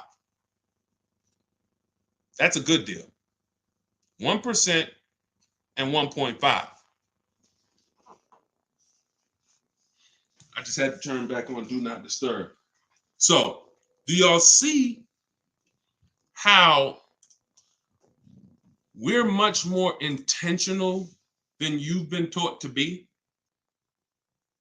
Why are we saving this kind of money? I have 1,400 people in my private Facebook group. We've delivered probably 5,000-6,000 books. We've gotten, more testimonials, people writing me emails. I use this, I just used the book, here's my deal, people posting in our group. How are we saving this kind of money? How are we moving with the confidence of purchasing from home? Like, we're not even in dealers more than 30 minutes. How? We're much more intentional than you've been taught to be. You've been taught that, hey man, look, I remember people used to come in the dealership, man, Deshone, man, I just was going to Home Depot and I thought, man, I just pop in here. They end up with a car. Because if you came in for a car, I realize you want a car. I'm not going to talk you out of a car. I'm not going to tell you this is unwise. I'm going to try to make the best offer that I can to you, and we're going to get it done. But you got to realize, my man, you were going to Home Depot, and now you're making a $30,000, $40,000, $50,000 transaction. If you didn't run into somebody like me, bro, I feel sorry for you, man. Somebody could have taken your head off, because where do we do that at? Where the heck do we come in? There's nothing in this world. Can y'all name me anything? We got probably 400 or 500 people on all the platforms right now. Y'all name me anything in this world besides a car that we go out and we make a $40,000 decision in a couple hours. Just name anything. Is there anything? Right? Look. The chat. Look, all these people on here, the chat is quiet. Because you like, no. Because there's nothing out there. So the way we do it, when you start using the science, these 7 steps to get your best deals from home, you're going to find you're not in the car dealership more than 30 minutes and you're only there to pick up your car, or you're only there to test drive your car. That's in step 4 of our process, which is called shopping, not buying. We've been taught to mix the two. We've been taught that those two are the same. They're not. Shopping is deciding what you want, not buying it. That's why I call step 4 in our process shopping, not buying. So shopping, we decide what we want. We're out there test driving. When we can't do this with a used car, because with a used car, we can't test drive it until after we found it online, verify that it's the best car, best value, most savings, no bogus fees. Now we go there, we test drive it, and we take it home. No one's going to ever waste our time. Using this process, you don't have to ever walk away. You follow what I'm telling you. Look, when people tell me, Deshone, if any dealer pull that crap, I'll just walk away. Listen, well, that sucks for you. Because when you walk away, all they do is talk about you. Well, listen, they still need a car. This car going to sell whether they want it or not. That's okay. You wasted your time. I don't want you wasting your time. I'm glad that you're not taking bad deals and you have enough fortitude to get up and walk away. But I'd rather you be in a position where you never were there. If I'm in a dealership, I want you to be, if I'm here for one of 3 things: to test drive my new car or lease to see if I like it. I'm here to sell my old car to the used car manager, get a price on my old car. because I might have a third-party restriction on my lease and I'm here to have him give me a number on it, or I'm here to pick up my car. That's it. That's it. If it's a used car, I'm test driving it. I've already searched the whole market. I already know how this whole market is. I already know that this is the best car in the market. I'm here to test drive it, take it home if it's, and test drive it and lock up the deal. Other than that, we ain't in these dealerships. That's what I want for you. Stop spending the time, the hours, the days visiting, coming back. Hey, I'm gonna go back, see if I can save any more money. No, sit right here in your house and watch the money come off. Watch the money come off. How's the 1% to 1.5% rule calculated with zero down? It's just the cost of how much you're paying, how much is coming out of your household over a 3-year period. It's pretty simple. Just how much is coming out of my household in a 3-year period. What is the lease payment? 1% of the 1% rule on leases has been around for decades. Way before I even got in the car business, the 1% lease rule was out. I just kind of made it official. And then I added the 1.5% rule to say, this is the point. Because I saw people, I started making these videos on leasing and people was like, yeah, I'm going to get a lease. They're going to walk right into a dealership. They're going to put them into a lease that is better than, because this is how good a lease is to a short-term buyer, to someone who's not keeping. Even a bad lease is better than a purchase. Let's go back to this young lady's deal here. Let's go to Taupe. Let's go to Taupe to accentuate, to show y'all this. Taupe, $690 a month on her BMW. Taupe, she got a, where's her MSRP? $54,000. So let me show y'all how dealers could put you into somebody who's never leased or doesn't understand leasing, or some of you who's like, Deshone, you're right. I've been buying my cars. I've been, trading them in 3 years or 5 years, or as soon as I pay them off, and then I'm never happy with how much they give me because I'm just like, dang, that's all I get back after all these years. Some of you are going to be like, yes, leasing, that's the answer for me. You go into a car dealership, look at Taupe. Now, Taupe shops. She uses how she shopped her multiple offers. She saved $7,500 plus an additional $1,000 in discount, $7,500 for the electric car rebate. And so she gets $690 a month on a $54,000 car. Now, to purchase that same $54,000 car would be about $1,100 a month on a 5-year loan. Y'all know every $5,000 is $100 a month. To purchase it on a 6-year loan might be about $1,000 a month. So somebody could walk into this dealership and say, hey, I want a lease. And they show them a payment of $825. And then they show them the payment if they purchased it of $1,100. And they're going to be like, wow, I could save $300. I could save almost $300 a month by leasing. Let me go ahead and do that. They don't realize, though, that when you add up your payments, when you add up those payments, $800, $825 times 36 months, that's $29,700. That's more than, even that might still be under 1.5. Hold on. Yeah. See, and that's how much, see, I took a payment that was $140 more than the deal Taupe got, and it still was a better value than purchasing. That's why it's up to 1.5. She got 1.26. But even the one, because I'm sitting here and I'm like, I added up all the payments, it came out to $29,500. Now, if you buy a BMW, $54,750 with a loan, taxes and fees, you're probably up, whatever. Once you take off the rebates and all that, the depreciation on that car is going, you don't want to pay half. That's the key. And there comes a point in time with a lease, if you pay too much on your payment, it'll still be less than a purchase, but you're paying half of the car's value in 3 years, or even more than half. And there's tons of people, if you add up all your lease payments and you look at the MSRP, you're going to be like, dang, I paid more than half. And I'm giving this car back in 3 years. That also happens with 4-year leases. You're paying you're paying more than half of the car's value, and you're giving it back to the bank for them to sell and make more money. Yep, absolutely.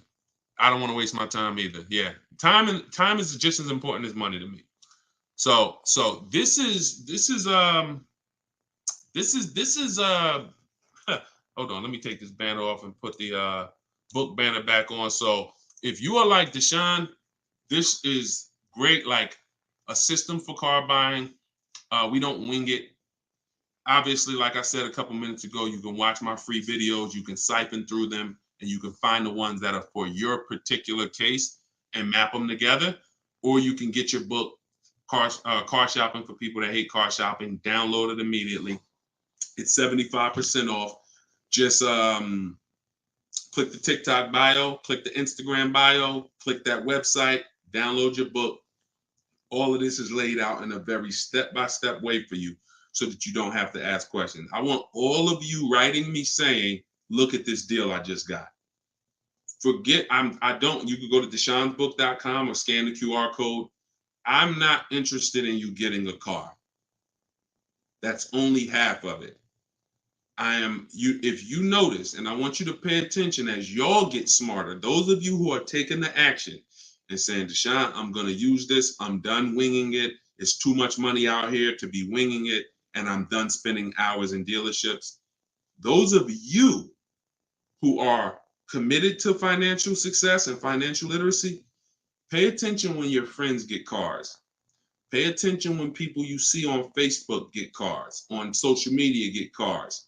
They never talk about the price. They have no price confidence.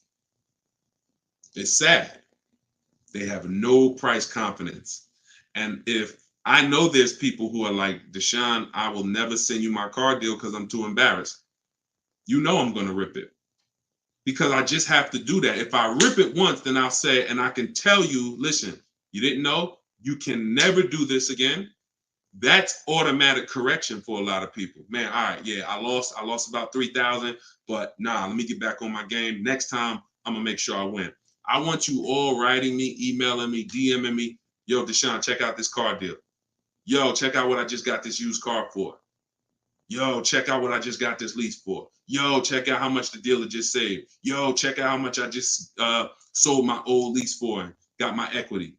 That's the emails I want. I don't even really want to know about the car second. Tell me about the car, but tell me about the deal first.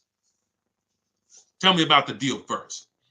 All right. So get your book. I appreciate all of you. We're going to be doing these lives. We're going to be making sure we are tapping in. I love connecting with everybody on multiple platforms. You might be seeing this on a broadcast because we do plan to syndicate these shows out. I do think that no matter when you're watching these shows, you're still going to get value out of them. Because like I said, many people ask the same question that you were going to ask. So even if you were on here for 20, 30 minutes with me and you didn't ask a question, maybe somebody asked the same question because many of you are in the same position. So grab your book, deshonebook.com, scan the QR code, get your book for 75% off. Car Shopping for People That Hate Car Shopping, 7 Steps to Saving Time, Money, and Avoiding Dealerships. And get it in my TikTok bio, get it in my Instagram bio, use it, and make sure you tell me your success stories. All right. I'll see you all on the next broadcast. Have a great day.